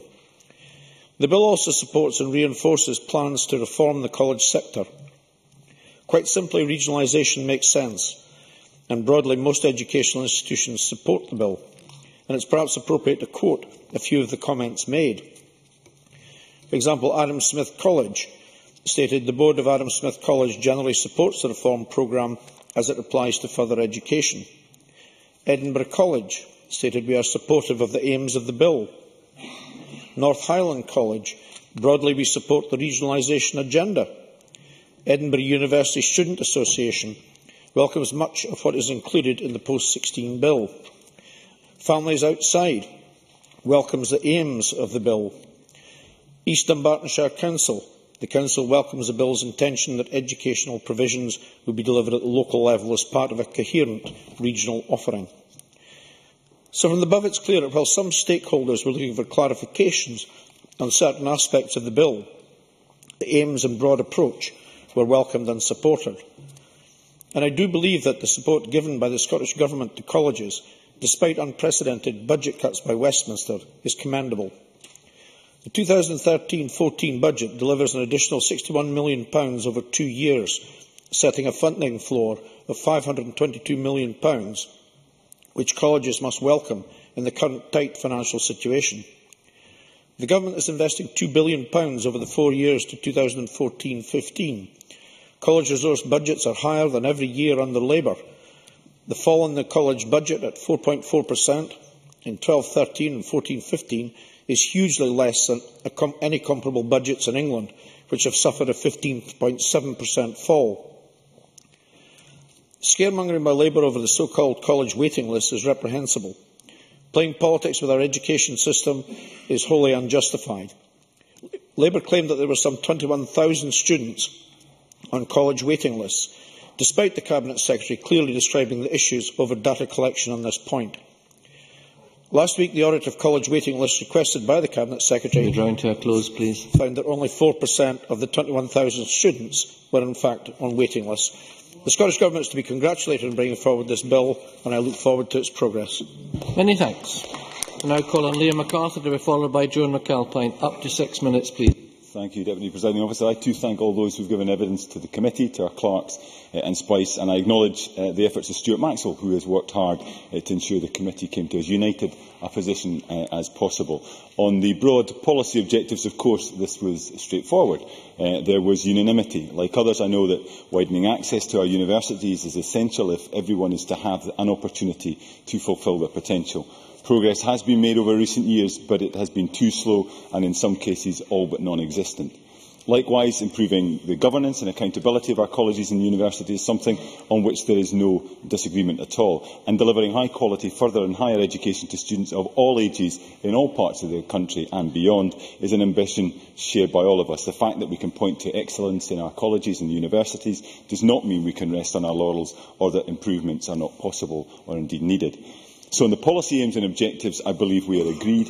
The question is, does this bill advance those aims? And to be fair to Mr Russell, in what I thought were relatively conciliatory remarks, he accepted this, though I disagree with the conclusion he then drew. Let's not forget that as a Parliament we should seek to legislate only where necessary, where alternatives to legislation do not exist or would not deliver the outcomes we wish to achieve. Over the last few months, like others on the committee, I have been left with the impression that in too many areas covered by this bill, the evidence suggests the test is not met. And the risk of legislating just in case is that we put in place rigid structures which then lead to unintended consequences. As a Parliament, we can take great pride in passing laws that have been radical, progressive and hugely beneficial. However, we still seem happier passing laws than checking in due course if they're actually doing what was intended of them. And it's not difficult to understand why. Decreeing in law that something should or should not happen has attractions. When challenged on what we have done to address a particular problem, pointing to a new piece of legislation can feel reassuring. But for the reasons I have already explained, we should always question whether it is necessary, the only way, or even the best way of achieving those objectives. So what is the evidence in this case for statutory underpinning? Well, if I can, later on, Marco, sorry. College regionalisation is well underway, accelerating a process that has been ongoing for years and reflecting an approach pioneered in the Highlands and Islands. This should be driven, of course, by a focus on delivering the best education for learners of all ages and for the communities in which they live. Why then Mr Russell feels the need to give the college sector such a hefty statutory kick up the backside is unclear. As for the powers the Minister seeks to review course content and provision across a region, this seems to undermine the argument for having strategic regional boards and raises the prospect of ministerial meddling on an unprecedented scale. The expanded hiring and firing powers that Mr Russell is also looking for only reinforces this impression. On access, progress, as has been acknowledged, is being made, albeit from a low base and not nearly fast enough. The minimum income guarantee, as I'm sure Margot MacDonald would acknowledge, will help, and fair access agreements are now in place. Along with the funding levers ministers have at their disposal, such agreements can help ensure access becomes core to the mission of our universities. Indeed, this seems implicit in NUS Scotland's call for, quote, a defined link between the public funding universities receive and the public benefit they provide. Given that the Government has made clear it does not envisage using the financial penalties any legislative provision would offer, it is difficult at this stage to see what a provision such as this would add. In passing, let me pay tribute to the success of the Open University, which over the last 10 years has managed to double its number of students from poorer backgrounds. The OU, of which my mother is a former tutor, also makes the fair point that using the SIMD measure risks excluding many on lower incomes who live in less densely populated or rural areas. On a similar theme, the Scotland Children's Services Coalition argues that efforts to widen access should be broadened to include those with complex needs, including learning difficulties. And the committee, I think, was sympathetic to this case, though again it is debatable if this could not be achieved through fair access agreements and targeted funding. There are other issues I appreciate, but let me finish with the subject of governance in section 2 of the bill. In his report, Professor von Prądzyński accepts that there has been, quote, no systemic governance problem in our universities. Nevertheless, the committee had sufficient evidence of areas where improvements should be made, not least in making governing bodies more representative. Evidence also suggests that internationally the best performing universities are those with the greatest autonomy. I accept, though, that in using their responsible autonomy, universities must now respond to the legitimate concerns that have been raised. The difficulty here, I think, is one of timing. A code of good governance is currently being developed, and it may yet address the concerns that have been raised. If it does not, there would still be time to act, notwithstanding that conditions of grant and outcome agreements also remain persuasive tools available to ministers in the Funding Council. Deputy Presiding Officer, the objectives being pursued by the Education Secretary are ones Scottish Liberal Democrats fully support: widening access, improving the accountability of our universities and colleges, and delivering the highest quality of education are sensible goals requiring changes to be made. The question is whether or not those changes can only or are best delivered through the legislative measures proposed by the Cabinet Secretary. And on that point, serious doubts remain. Of course, Mr Russell sees himself as a great reformer, something that has led him to a spot of bother in the past. However, I hope Mr Russell realises and recognises the challenge he faces in convincing Parliament, not just his party, that his approach to achieving these entirely legitimate objectives is the right one. Given the Government's majority, this bill will pass stage 1 tonight, but the task facing us at stage 2 to make sure we do good and avoid doing harm should not be underestimated by anyone. Thank you. And many thanks. I now call on Joan McAlpine to be followed by Mary Scanlon. Up to 6 minutes, please, Ms McAlpine. Thank you, Presiding Officer. The Post-16 Education Reform Bill has its origins in reports and reviews by both Ferdinand von Prądzyński and Russell Griggs, and given the constraints of time and the wide-ranging nature of the bill, I intend to concentrate my remarks on Professor von Prądzyński's review into the higher education aspects of governance. Professor von Prądzyński's report into the governance of higher education drew both support and opposition, and it tended to divide along similar lines to the expressions of support and criticism of this bill. The Professor wanted to rein in the pay of principals and make governance more transparent and open, and he makes the point that our universities, many of which date back to the Middle Ages, have a myriad of governance arrangements, including a few that were founded by papal bull. Among the eminent people on von Prądzyński's review panel was the then Rector of Edinburgh University, Ian McWhirter, who of course was elected by and spoke for the students. Mr McWhirter said at the time that the proposed reforms were very much in the Scottish tradition in education. He wrote, "There has been much debate about what George Elder Davy, who coined the phrase Scottish democratic intellect in the 1960s, really meant by it. But Professor von Prądzyński has finally discerned its settled meaning. Scotland's universities should be seen as engines of social and cultural improvement, not just for the benefit of the individual, but for society as a whole." McWhirter goes on to say, and I fully endorse this, that the democratic intellect means no tuition fees. It means not allowing our universities to become finishing schools for the well-off. This bill is a continuation of the Government's commitment to free education, and that is enshrined in its proposals to widen access. And the government's... Yeah? For giving way. Given that endorsement of the Professor's report, can she tell me why none of his recommendations are included in this bill? Well, I don't know what bill she's been reading, but that's not actually the case. And actually, the University and College Union have welcomed the fact that the Cabinet Secretary intends Professor von Prandzinski's recommendations to be carried forward in the governance of universities. So I'm not actually quite sure where she's coming from in that.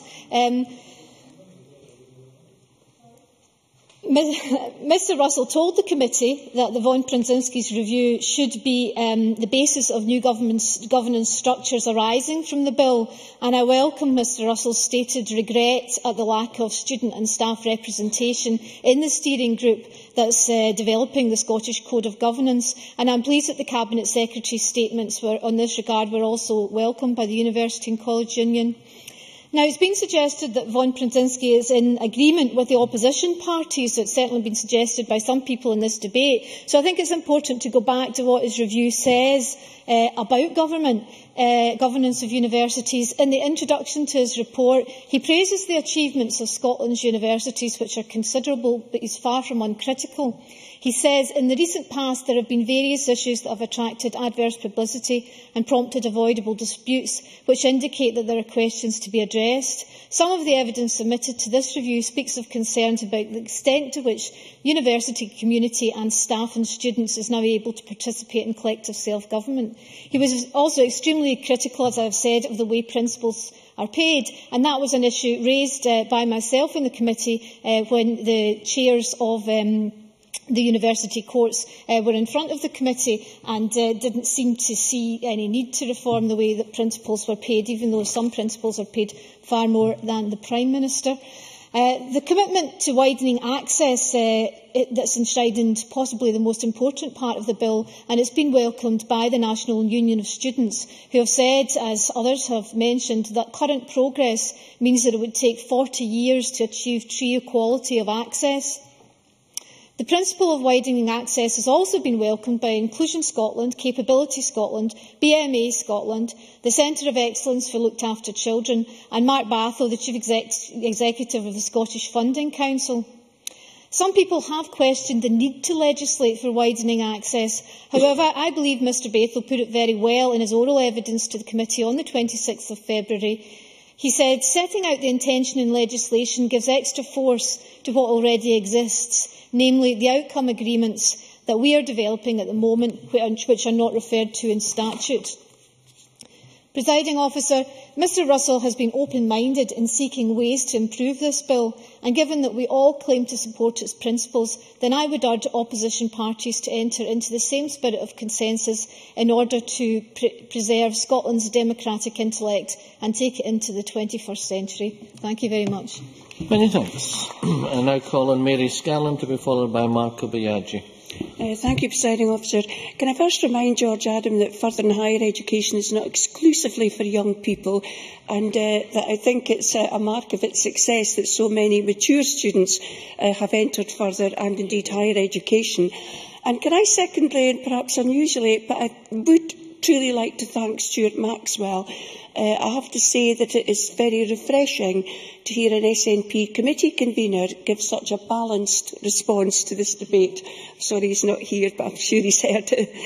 And can I refer people to my register of interest? And like Neil Findlay, I want to put on record how much I appreciate further education. I went there to prepare for university as a mature student and a single parent of two very young preschool children. And it was in further education that I spent 20 years lecturing economics prior to coming here in 1999. So can I just say I'm very pleased to speak in this debate at a time when the future of further and higher education is very prominent on the political agenda, and where we are now in a position to review all the evidence submitted to the post-16 and bill and the Education Committee's response.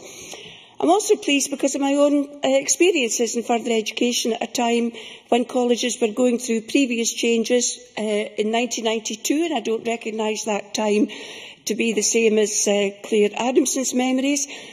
Colleges were provided with far greater autonomy and the ability to enjoy greater flexibility when it came to meeting the different needs of students.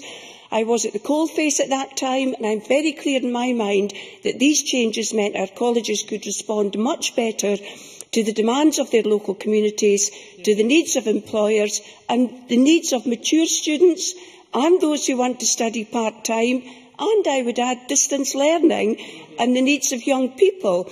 And I can say that as a lecturer at Inverness College, I tutored people incarcerated in prison, prison officers, people working on oil rigs, people working in different parts of the world in the oil industry, and those in the most remote areas. So this sector is a sector of success. The changes were good for our colleges, and they are largely the reason for their success today. And, Presiding Officer, I would also say this is why it's so deeply unfair that these same colleges ended up having to take the full brunt of SNP education cuts. And I would hope, Cabinet Secretary, even at this late stage of the Stage 1 debate, I would hope that you will respond to the concerns raised, the reasonable concerns raised, both in committee and across this chamber, because I am sure that Mike Russell would prefer to see consensus as he moves forward with this bill, rather than being isolated and passing it simply on the SNP majority. I would like to talk particularly about the college structures and governance, but in particular I'd like to look at the UHI, because it is quite unique. It is not the same as FE colleges with the regional structure, and I don't think I can do better than to quote from a letter from University of the Highlands and Islands, Perth College, which has been sent to my colleague Liz Smith, but the Cabinet Secretary also has a copy of this letter. And I do this in asking for some clarity around this issue, if I may. Highlands and Islands is the only region where a university is identified as a regional strategic body for the provision of FE. This pluralistic function is untried and unique. What concerns me, Presiding Officer, and I quote, "The proposed arrangements are a very real threat to our ability to plan to meet local needs for further education and to effectively deliver the quality of higher education and research required to enable UHI to succeed." Given that my time has been cut, I would ask, I've only got 5 minutes. And I'll give you 1 second more to take intervention. I do want to reassure the member. I have seen this letter. It is very clear from the agreement on the structure of UHI that the Further Education Committee should be central to what is being done. I can give the member the assurance, and I will be replying to Perth College, I only saw this letter yesterday, that if the arrangements in the Highlands and Islands do not match those expectations, it will be possible under the bill to set up alternative arrangements, and I will do so because the college needs that help. Yes, I am grateful. I thank you for that reassurance, and I'm sure it will be heard. And just my final point, Presiding Officer, is really on the need to legislate. And since 1999, we've looked at health targets and heat targets and different targets, and we're looking at waiting times, etc., in the Audit Committee. But, you know, I do think you have to be very specific about targets, which will be part of an outcome agreement, precisely how these targets can be measured and what happens if the targets aren't met.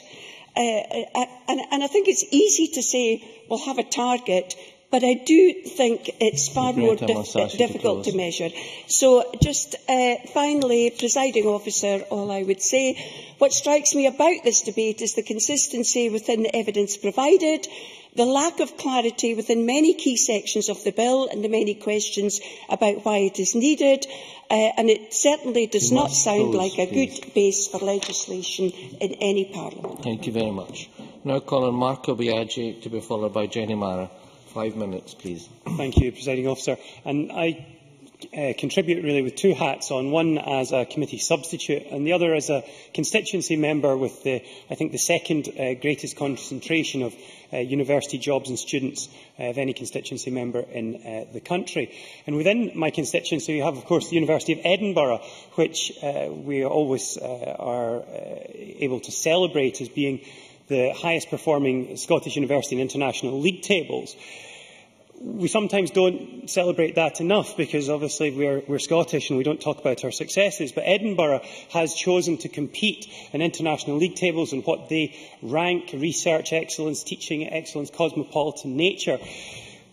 And others have chosen to do other things. But I believe fundamentally access must be something that all institutions do.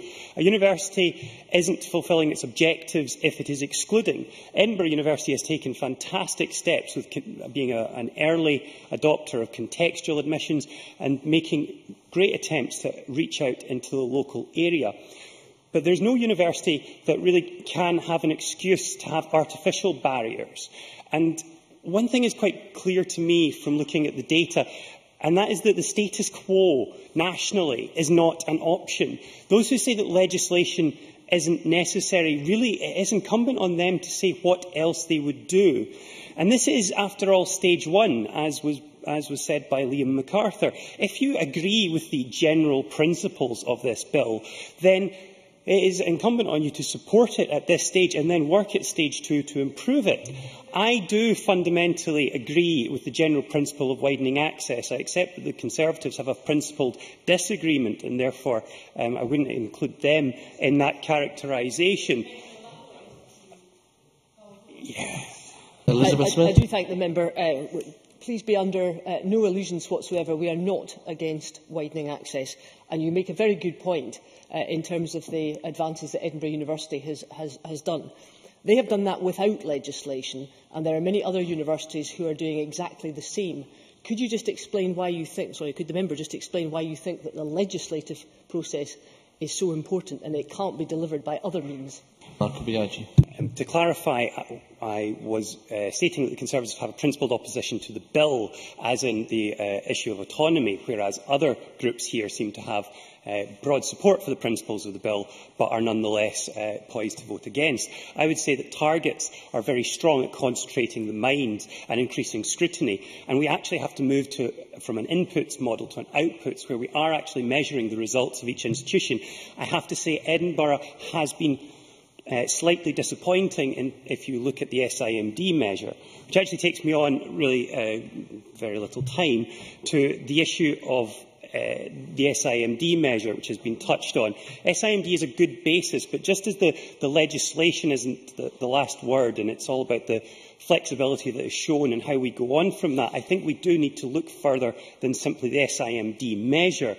The average population of an SIMD zone is 803, and that can contain significant diversity, especially in small settlements or in places like Edinburgh, when there has been a deliberate attempt to pursue mixed housing approaches to planning. Students from lowest income backgrounds are the least likely to travel, and I want to see universities getting credit for reaching not just the absolute hardest to reach, but those who are genuinely underrepresented. I think SIMD is a good base, but we should look beyond it. We should also look at within institutions subjects. For example, medicine and law show tremendous levels of segregation by socio-economic class that has continued for many years. When I suggested this myself directly with NUS, they were somewhat resistant because of a fear of dilution. I think that if we looked at the NSSEC approach, we would still have quite a stretching target. And I would perhaps ask the Cabinet Secretary to consider whether there could be scope for amendment at stage two to introduce a consultation process with students at institutions when widening access agreements are being drawn up. That way there would be a genuine upward pressure perhaps on how ambitious those targets would be, as well as taking further input from people who are in a good position to say what could be achieved in widening access. And I have to say, sometimes I wonder what would happen if I spoke to younger versions of myself about what I'm doing now. The Marco Biaggi of 10 years ago was a full-time student representative at the University of St Andrews Students' Association. I think we'd get on quite well with what I'm doing right now. I'm not sure if that's a good thing or a bad thing, but rather than observing that, I will simply sit down. Thanks. Now call on Jenny Marra to be followed by John Mason. 5 minutes, please. Thank you, Presiding Officer. I'd like to start by associating myself with Mary Scanlon's remarks on the impact of this bill on mature students, and I think especially on female mature students, because these concerns have been represented very strongly to me by colleges in my region. But I would like to focus my remarks today on the issue of university governance. Professor von Prudinski produced 17 far-reaching recommendations, which, since February last year, the Cabinet Secretary has repeatedly accepted. For governing bodies, the report advocates greater student participation, majority lay representation and the introduction of gender quotas, something he knows I have brought to this chamber before, and something on these benches that we have been arguing for. The Professor suggests greater inclusion in the selection process of university principals, training for governors and a distinct Scottish Code of Conduct, to name but a few. But when we look at the bill today, not one of these 17 recommendations have been brought forward. And I know that Joan McAlpine contested this, and I think the Cabinet Secretary himself did. But just to check this, as I was preparing for this debate this weekend, I tweeted Professor von Prudinski and asked him directly if any of his recommendations were contained in this bill. He tweeted back to me, not directly, no, but I believe that there will be legislation coming later in this Parliament.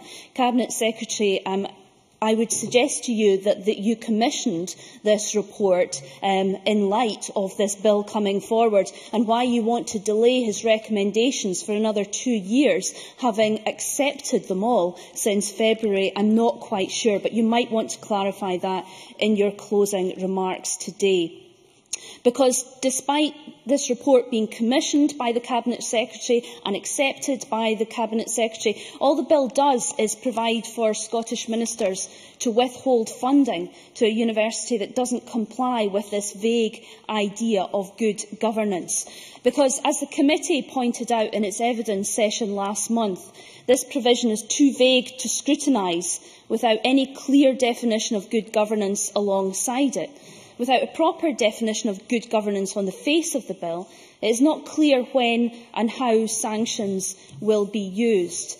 Now, to his credit, the Cabinet Secretary has sought to reassure the committee by commissioning a code of good governance. However, that code will not be available to scrutinise until after this bill has been passed, it's my understanding, through the Education Committee. And on the understanding that a further bill will be produced in 18 months to 2 years' time, it seems to me that the calls perhaps for this to be delayed seem very sensible, in that this code of governance will not come forward and there's all these delays and things won't be ready. As a result of this, concerns have been voiced from across the sector. Alan Miller from Stirling University has said, we envisage a future minister being able to impose things that may not relate to the new code, because there is no reference to a particular code in the bill, a sentiment that has been echoed by Ferdinand von Prudinski himself, who said, it is not yet clear what particular principles of good governance might be enforced by the legislation.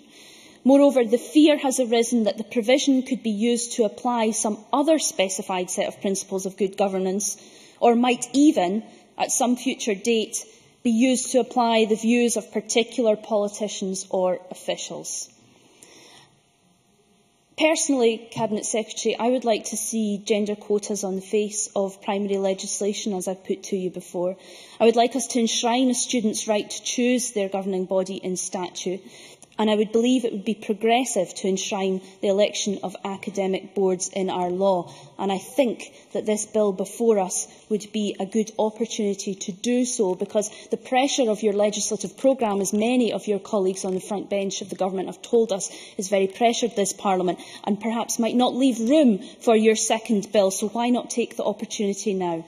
But, Presiding Officer, even if he is unwilling to take these steps, I urge the Cabinet Secretary today to consider the concerns of the committee and stakeholders and the points we're putting to him today, and give us some clarity about what governance reforms that he will commit to today. Thank you. Thank you. Now call on John Mason, after which we move to closing speeches. Thank you, Presiding Officer. As far as I can see, there has been pretty widespread welcome for the majority of reforms laid out in this bill. And clearly both the universities and colleges are hugely important to Scotland and to our people, and especially to our young people. The main points of this bill are around governance and organisation, and I am particularly interested in the colleges, as they play a key role in the East End of Glasgow and other needy parts of the country, especially amongst those who are most marginalised. Of course, the universities are important too, and many of us have benefited from free university education, in my case at Glasgow University, and there is a balance to be struck between universities and colleges. I think there is also a balance to be struck between cost savings and avoiding duplication on the one hand, which can often come from larger organisations, and keeping close to neighbourhoods and having close-knit community involvement, which can come from smaller organisations. When I moved to Berlanark in the early 1990s, John Wheatley College did not have a great name, and local students would often travel further afield to attend somewhere with a stronger reputation. However, that has dramatically changed, and I think John Wheatley now has a very good reputation both in the city and beyond. In particular, they have a strong reputation for engaging in the local community and drawing in those who might otherwise be cast adrift by society. Therefore, when I first heard of this idea of mergers and regionalisation, it did cause me some concern. Would it mean weaker links with local communities? This is touched on in paragraph 124 of the report. And given that the universities were all over the papers with poor governance issues, why was it the colleges who were being reorganised? Well, I have to say my concerns have been to some degree allayed.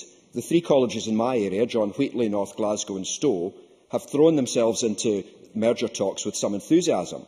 And I believe it's a similar story in the south and west of Glasgow, with Langside, Cardonald and Annisland coming together. The merger consultation is out for comment at the moment, and they are very much emphasising the opportunities. To read from that document, if it's brief, yes. Neil Findlay. I wonder if Mr Mason, and I know he will have discussed this with the colleges, is aware of how many courses have been cut because of the merger process. John Mason. Yeah, I'm going to touch on that. I think there is some doubt as to courses being cut, because I think some courses have been renamed and there's been new courses started which haven't been taken into account. So I'll leave others to deal with that in a bit more detail. But what I was going to read out from the colleges themselves, the three colleges, the scale of the social and economic challenges we face in this part of Glasgow is different. The new college is designed to meet them. Building on our past but looking to the future, our merger offers the potential for a college that is distinctive and special. This proposal sets out how we shall make that happen. If members allow me, I would like to dwell on the Glasgow situation a little more. We are heading towards a region with three colleges, assigned colleges, two of which will have multiple campuses away from the city centre, including some of our most challenging areas. The other one will be the city centre, that's the City of Glasgow College, which draws from all over and beyond Glasgow, in fact internationally as well. These appear to me to be quite different animals, and I am glad we are having a regional approach with three distinct colleges in Glasgow. It will be a challenge for the regional board to balance the different requirements and to avoid one part dominating the others. I am glad to see the committee has examined this in paragraphs 133 to 144, and I especially agree with the recommendation at paragraph 141. Therefore, I do hope in practice there can be a good working relationship between the three colleges, but also a fair degree of autonomy and subsidiarity. To take John Wheatley College as an example, they have two campuses currently, in Easterhouse and Hag Hill, and this is to encourage as many students as possible to participate, and in fact even more locally, classes run in the community itself. Now, it's true to say that some folk already travel to specialist courses, for example from the East End to Clydebank or Motherwell, but there is a cost factor in this, both travel and childcare, and that's touched on in the Unison submission which we had for today, not all of which I agreed with, but made a good point on this area, and also on the point of the problem we have with territorialism.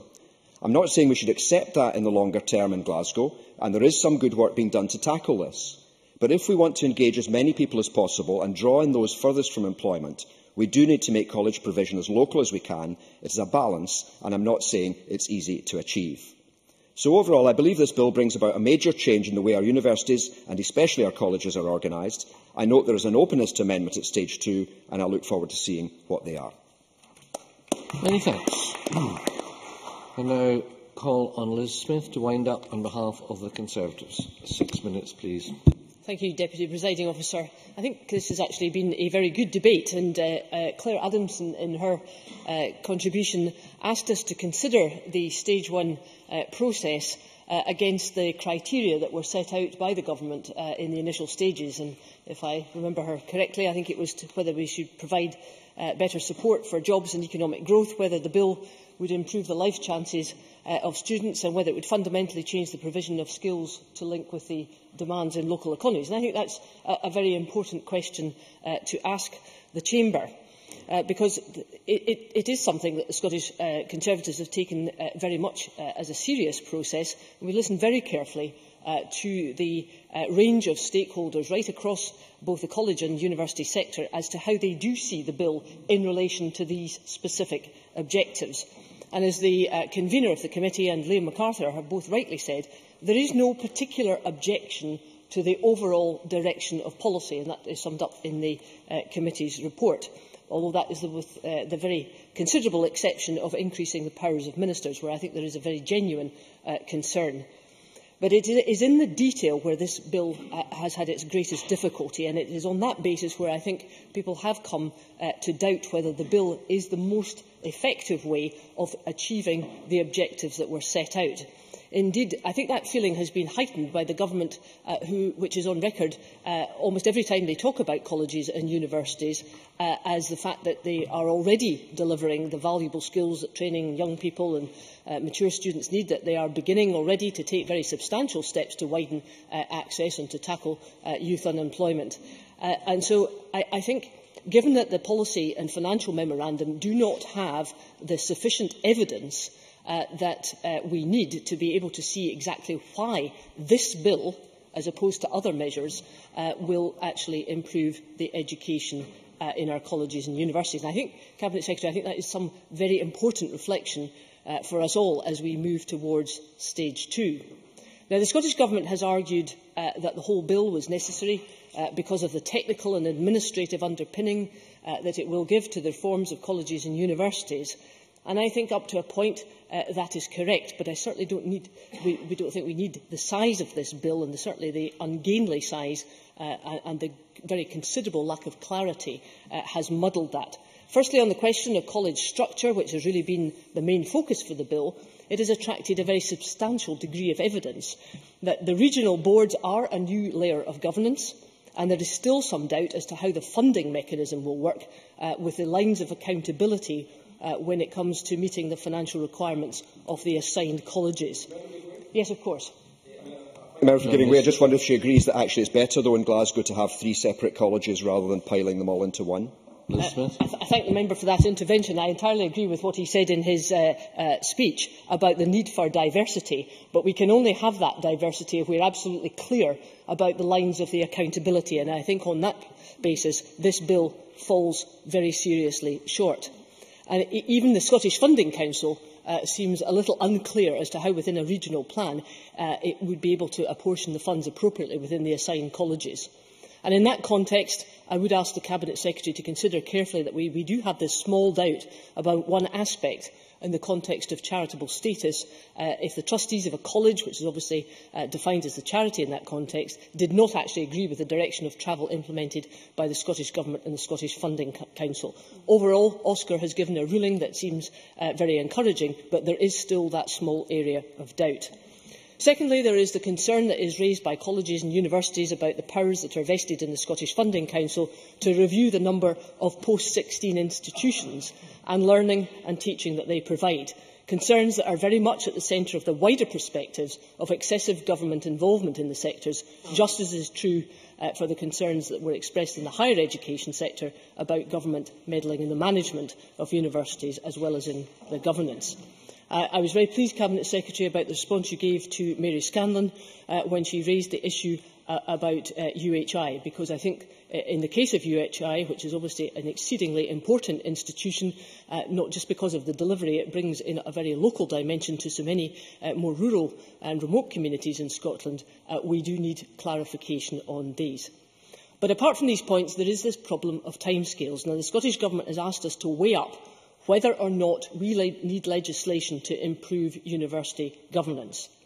Yet the code of that new governance, which is being drawn up by the steering committee appointed by the university's chairs, is not actually available. I think it will actually appear on the 9th of April, Cabinet Secretary, if I am not mistaken. So until that time, we are left without a substantial area of information by which we are being asked to decide whether or not we can actually make legislation or not. We do need that information to know as to whether what we have in place, or what we will have in place, is better than what might be put by legislation. Now, can I finish, Deputy Presiding Officer, on the question of widening access? I thought Marco Biaggi made a very thoughtful contribution. In fact, I thought he made the case, actually, for not legislating when it came to widening access, because he speaks very, very correctly about Edinburgh University and several other institutions who have, without legislation, made a key point about what has to be done. And I think we need to accept that where some of the focus actually should be is in schools, not necessarily in colleges and universities. Members finished. Sorry, otherwise I would take your intervention. But may I just close, Deputy Presiding Officer, on the fact that this bill does lack an awful lot of necessary clarity. And I have to say, we are not persuaded of the fact that it will actually deliver better education, which is the most important thing. Thanks so much. Now, Colin Hugh Henry, 8 minutes, please. Thank you, Presiding Officer. There are undoubtedly times in a parliamentary process when issues of political difference need to come to the fore, where the different political parties can argue about their respective policies and try to show the weakness in the case of the other parties. But there are also times when we are required to do our job as parliamentarians. There are times when we need to look at our responsibilities, not just to the people we represent, but to Parliament as an institution in holding government to account. Now, when I was convener of the Audit Committee, there were a number of occasions when I was extremely critical of events that had happened during the time when I was actually a minister in the previous administration, because that was the right thing to do when the evidence presented itself. I took my responsibility as a committee member seriously. And I think this, Presiding Officer, is an occasion when we do need to reflect on the role of committees on behalf of Parliament. And I think that the Education and Culture Committee has attempted, within certain limits, to do a job on behalf of Parliament, because the role of committees is to scrutinise, is to comment, and yes, to criticise where things are not as they should be. And I think, unfortunately, one of the weaknesses that we perceive in the Scottish Parliament just now, if we compare ourselves to what happens at Westminster, and we have taken pride and delight at times in criticising the inefficiencies and ineffectiveness of what happens at Westminster, and yet, when you look to there, you see the robustness of committee reports led by members of different political parties being prepared to stand up to the government of the day and to tell the facts as they really are. And there are times when we need committees of this Parliament to do exactly that job. And I think that this bill is one of those times when we need the committees and this Parliament to stand up and say to the government where our concerns actually lie. Because we do not disagree with the fundamental principles outlined by the Cabinet Secretary. We do not disagree with the need to widen access. I do not disagree with the need to widen governance. Indeed, again, when I was a committee convener, both myself and George Fuchs, on a number of occasions, criticised the membership of the college boards and how complicit and cosy some of them were with college principals, because that was the right thing to do, and some of that is reflected in comments made by the Cabinet Secretary and others. And indeed, both George Fuchs and myself, on a number of occasions, criticised the unseemly way that the university principals had hiked their pay at a time when the pay and conditions of many of their staff were being severely constrained. So there are times when we need to tell things as it is. And our concerns are not with the principles and about doing the right thing, and we will stand shoulder to shoulder with the Cabinet Secretary in trying to effect improvements where necessary. Our concern is about the detail of the bill itself, because time after time, the evidence from witnesses has shown that there are flaws, that there are concerns. And this is not about ditching the bill and never seeing the light of day again. This is about saying, let's take our time to make sure that we get the legislation right, that we make sure that the legislation is effective. And indeed, while we're arguing about that, let's actually get on and use the powers that we've got that don't require legislation such as widening access, as Liz Smith and others have said. So, this today is about a parliamentary process and not about the rights and wrongs of a particular bill. Now, I agree, as I said, on issues of governance and of widening access, but Stuart Maxwell said that Parliament should not be over-timid in its approach. And that's right. But the committees of this Parliament should not be over-timid in their willingness to hold the government of the day to account. Yes, certainly. Stuart Maxwell. I'm interested in what the member is saying, but I'm trying to understand, is he criticising the Education and Culture Committee's report? Because I firmly believe that the report is a fair and balanced report which takes into account all of the evidence that was supplied and takes into account both the support for the bill and indeed some of the strong criticisms of the bill, and I think we have done a good job in expressing that fairly and in a balanced manner. No, I didn't criticise the report, and if Stuart Maxwell had listened to me, he would have heard that. What I do have a difference with is the conclusion that Stuart Maxwell and the SNP members drew in saying that that report represented support for a bill which the evidence in his own report actually demonstrates is not there. And that's where I think they need to stand up and be counted. As Liz Smith had indicated, this is a bill which lacks clarity. And indeed, if Stuart Maxwell would go back to the report, the word clarity, and he used the word clarity, but the report itself uses the word clarity time after time after time. And indeed it says greater clarity on the bill is required. And that's why we think that more work needs to be done.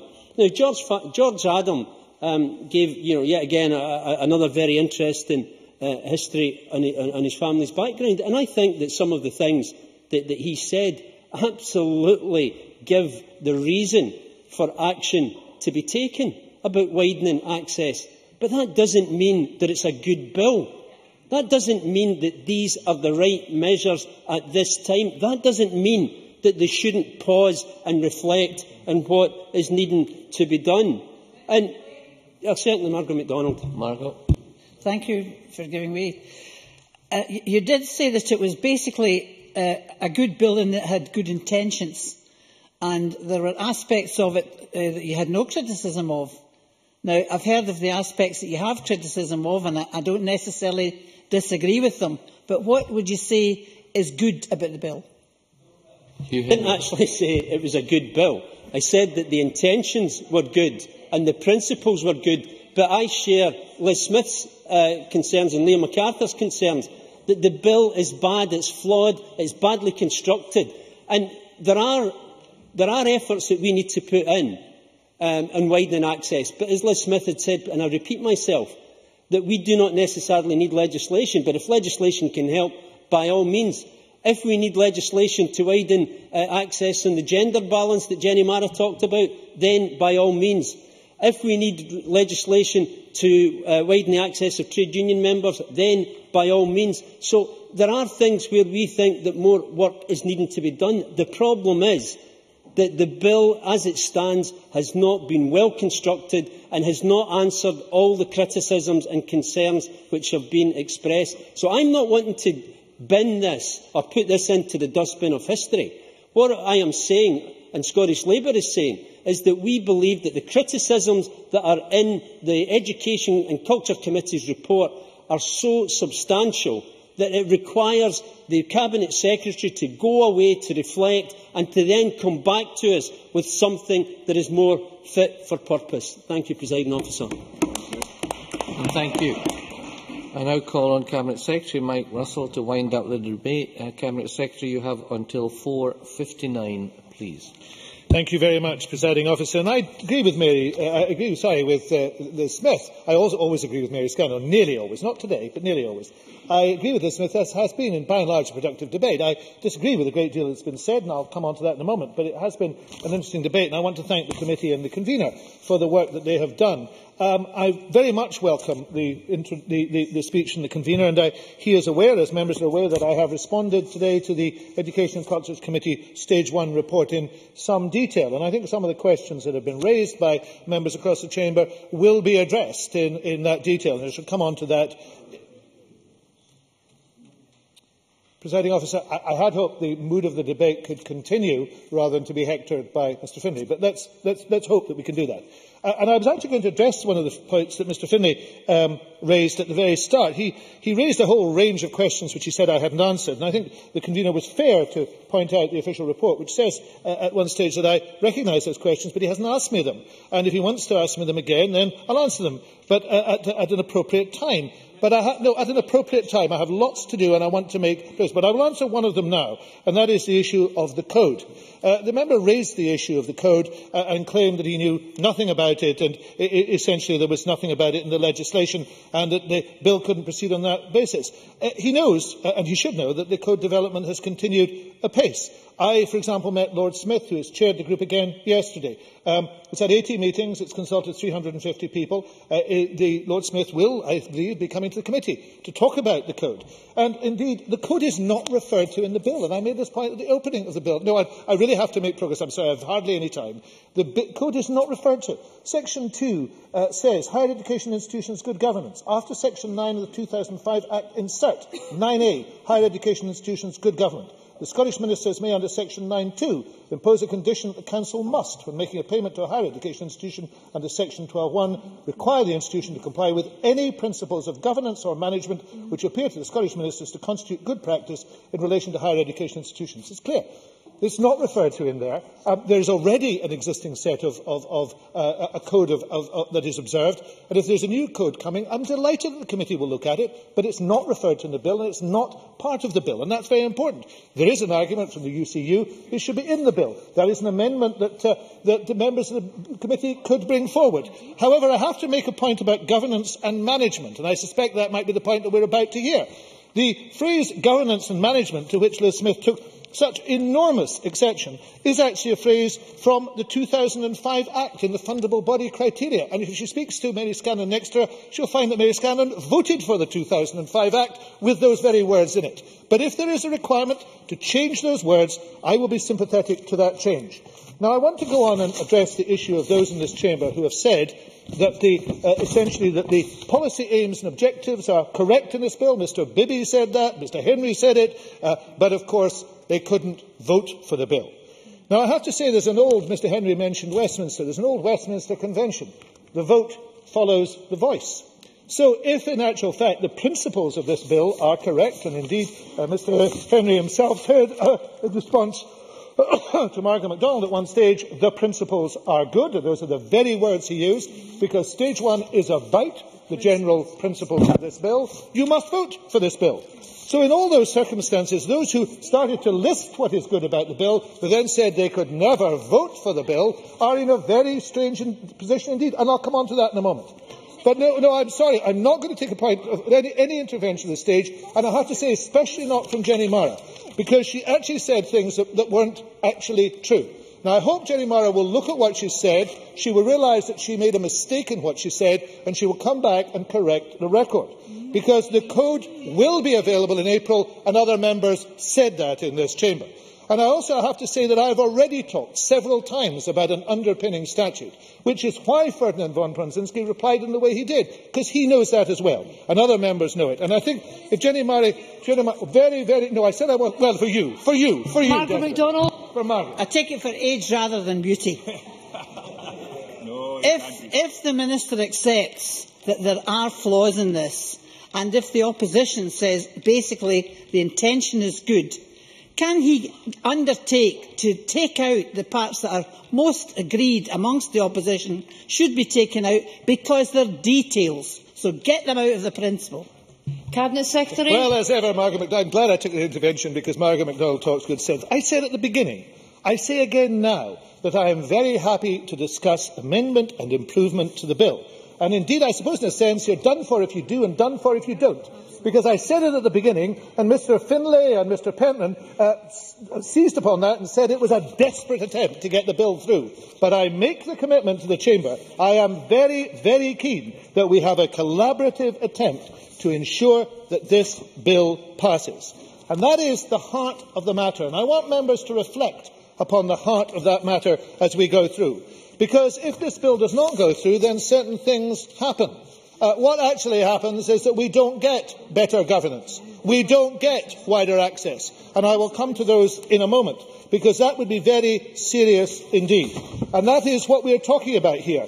Mr Henry's speech all about how the bill was a wonderful idea, although at times he said he wasn't sure it was needed. He didn't disagree with any of it, but he's actually not going to back it. That, I'm afraid, doesn't wash. And I'll tell you why it doesn't wash. Because no bill that ever comes before this Parliament is ever perfect.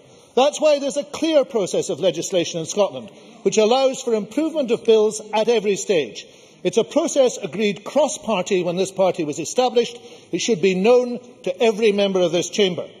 So when you talk about a bill being withdrawn or a bill not proceeding or something happened, it's not in the process. The process says there are the general principles of the bill, and you either agree with them or you disagree with them. And that's where we are today. Now, what would be achieved if the bill was withdrawn? Nothing at all. You cannot achieve anything if there's no bill. Only amendment and progress can change this bill. Yet those people who oppose it don't want to amend it and don't want it to progress. Now, I have to say, we've already heard a committee intention of taking evidence about the cause, so if that's the reason of not supporting it, you know there's going to be evidence at stage 2, which is possible under the process.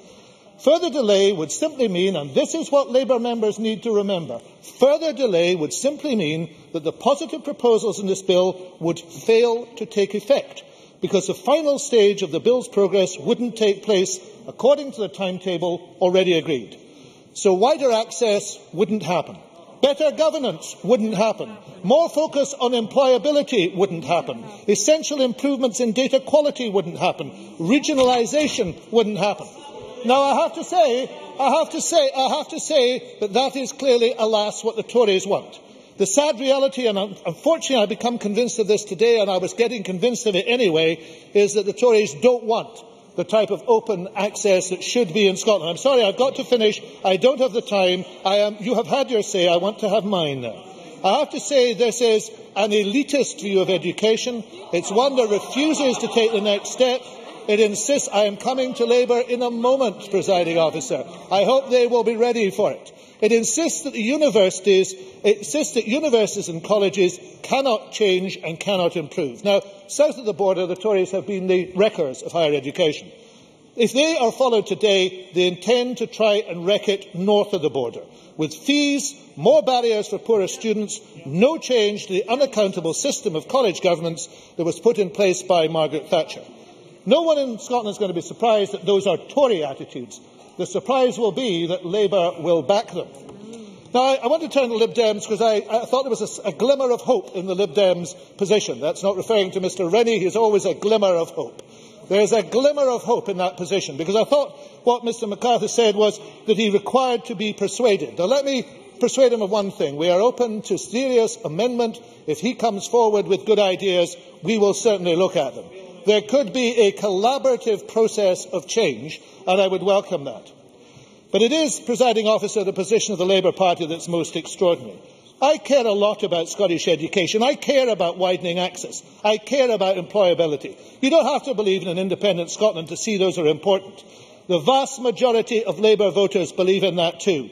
They believe in good education, creating employment opportunities, accountability, a single national set of terms and conditions. They believe in the general principles and the particular policies in this bill.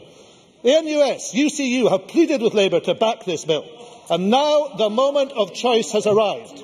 Labour cannot wriggle out of it again with abstention. You can't abstain on the issue of widening access. You can't abstain on the issues of employment. One moment, Cabinet Secretary. Mr Finlay, I will not have you shouting across the chamber. You have tuntered along, and some of the remarks you've been making are completely unacceptable. Cabinet Secretary. You cannot abstain on issues of better governance. There's a choice between good and bad, and that choice means making the good and necessary step of backing the bill today. That's therefore the key decision time for the Labour Party today. Are they going to address that issue? Are they going to put behind them last week's fence-sitting extravaganza? Are they going to ignore the fatal political miscalculation of their front bench which has led them to this today? Are they going to choose the good move rather than the bad one? I hope Labour will... There's Jerry Mara laughing at the prospect of wider access for education. That's a disgrace. Now, Labour has the choice now, Presiding Officer, in a minute or so. Are they going to let down the lecturers, the support staff and above all the students, just as they did when they abstained on tuition fees? It's time for that choice, and that choice will tell us a lot about what Labour is today. That concludes the debate on stage 1 of the Post-16 Education Scotland Bill. The next item of business is... If you will let me just finish, I will come to your point of order in a minute. The next item of business is consideration of motion number 6018 in the name of John Swinney on the financial resolution for the Post-16 Education Scotland Bill. I call on Michael Russell to move the motion. Cabinet Secretary. Formally moved. The question on that motion will be put at decision time. The next item of business is consideration of business motion 6077 in the name of Joe Fitzpatrick on behalf of the Parliamentary Bureau setting out a business programme. Any member who wishes to speak against the motion, please press the request to speak button now, and I call on Joe Fitzpatrick to move motion number 6077. Formally moved. No member is asked to speak against the motion, therefore I will now put the question to the Chamber. The question is that motion number 6077 in the name of Joe Fitzpatrick be agreed to. Are we all agreed? The motion is therefore agreed to. The next item of business is consideration of 5 Parliamentary Bureau motions. I would ask Joe Fitzpatrick to move motions number 6078, 6080, 6081, 6083 and 6085 on approval of various SSIs. Moved on block. The questions on these motions will be put at decision time. Mr Hepburn, you have a point of order. Thank you, President Officer. Under Standing Order 8.17, I wish to raise a point of order. Earlier today, in an emergency question, Jackie Baillie asked the Scottish Government to consider whether it would bring forward emergency legislation regarding the bedroom tax. In her exchange with the Deputy First Minister, she suggested that this represents and goes along with calls for action echoed by COSLA. Earlier today, an email was sent to COSLA's Head of Media and Communications, which asked, had COSLA made a call for Scottish Government legislation to prevent bedroom tax evictions and for the Scottish Government to meet the rental income deficit? The reply came back no to both these questions. Presiding Officer, can you advise what opportunity exists for members, perhaps under Section 7.31, courteous and respectful manner, what opportunity exists for members to correct the record when they have misled the Chamber? Order. Members will know very well by now, because I said the same recently as only yesterday, that the presiding officers are not responsible for what members say in the formal proceedings of the Parliament. However, as Mr Hepburn and others are aware, if any member believes that they have misled the Chamber, there are opportunities set out in our procedures for changing the official report. There are 7 questions to be... Jackie Baillie. Record, it is clear that COSLA passed a motion asking the Scottish Government to amend the Housing Act in terms of the bedroom tax. There is nothing more clear than that, and there is nothing more clear than the deafening silence from the SNP Government in terms of protection. Ms Baillie knows that that is a debating point. It's not a point of order. There are 7 questions to be put as a result of today's business. The first question is that motion number 6059 in the name of Michael Russell on the Post-16 Education Scotland Bill be agreed to. Are we all agreed? The Parliament is not agreed. We move to a vote. Members should cast their votes now.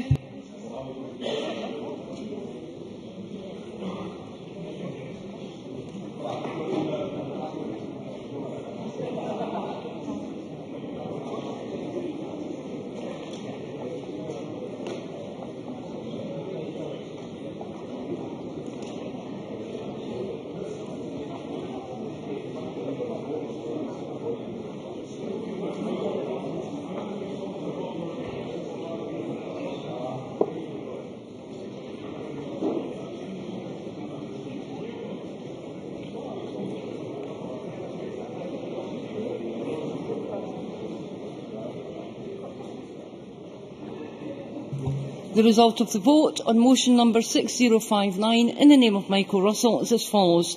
Yes, 64. No, 54. There were 3 abstentions. The amendment is therefore agreed to. The next question is that motion number 6018 in the name of John Swinney on the financial resolution for the Post-16 Education Scotland Bill be agreed to. Are we all agreed? The motion is therefore agreed to. The next question is that motion number 6078 in the name of Joe Fitzpatrick on approval of an SSI, the National Bus Travel Concession Scheme for Older and Disabled Persons, Scotland Amendment 2013 draft, be agreed to. Are we all agreed? The motion is therefore agreed to. The next question is that motion number 6080 in the name of Joe Fitzpatrick on approval of an SSI, the Police and Fire Reform Scotland Act 2012, Consequential Modifications and Savings Order 2013 draft be agreed to. Are we all agreed?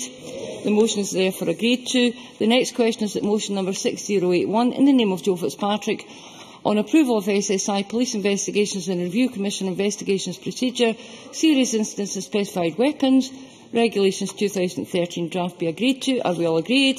The motion is therefore agreed to. The next question is that motion number 6083 in the name of Joe Fitzpatrick on Police and Fire Reform Scotland Act 2012 Supplemented Transitory and Saving Provisions Order 2013 draft be agreed to. Are we all agreed? The motion is therefore agreed to. The next question is that motion number 6085 in the name of Joe Fitzpatrick on approval of SSI Renewables Obligations Scotland Amendment Order 2013 draft be agreed to. Are we all agreed? The motion is therefore agreed to. That concludes decision time. We now move to members' business. Members should leave the chamber should do so quickly and quietly.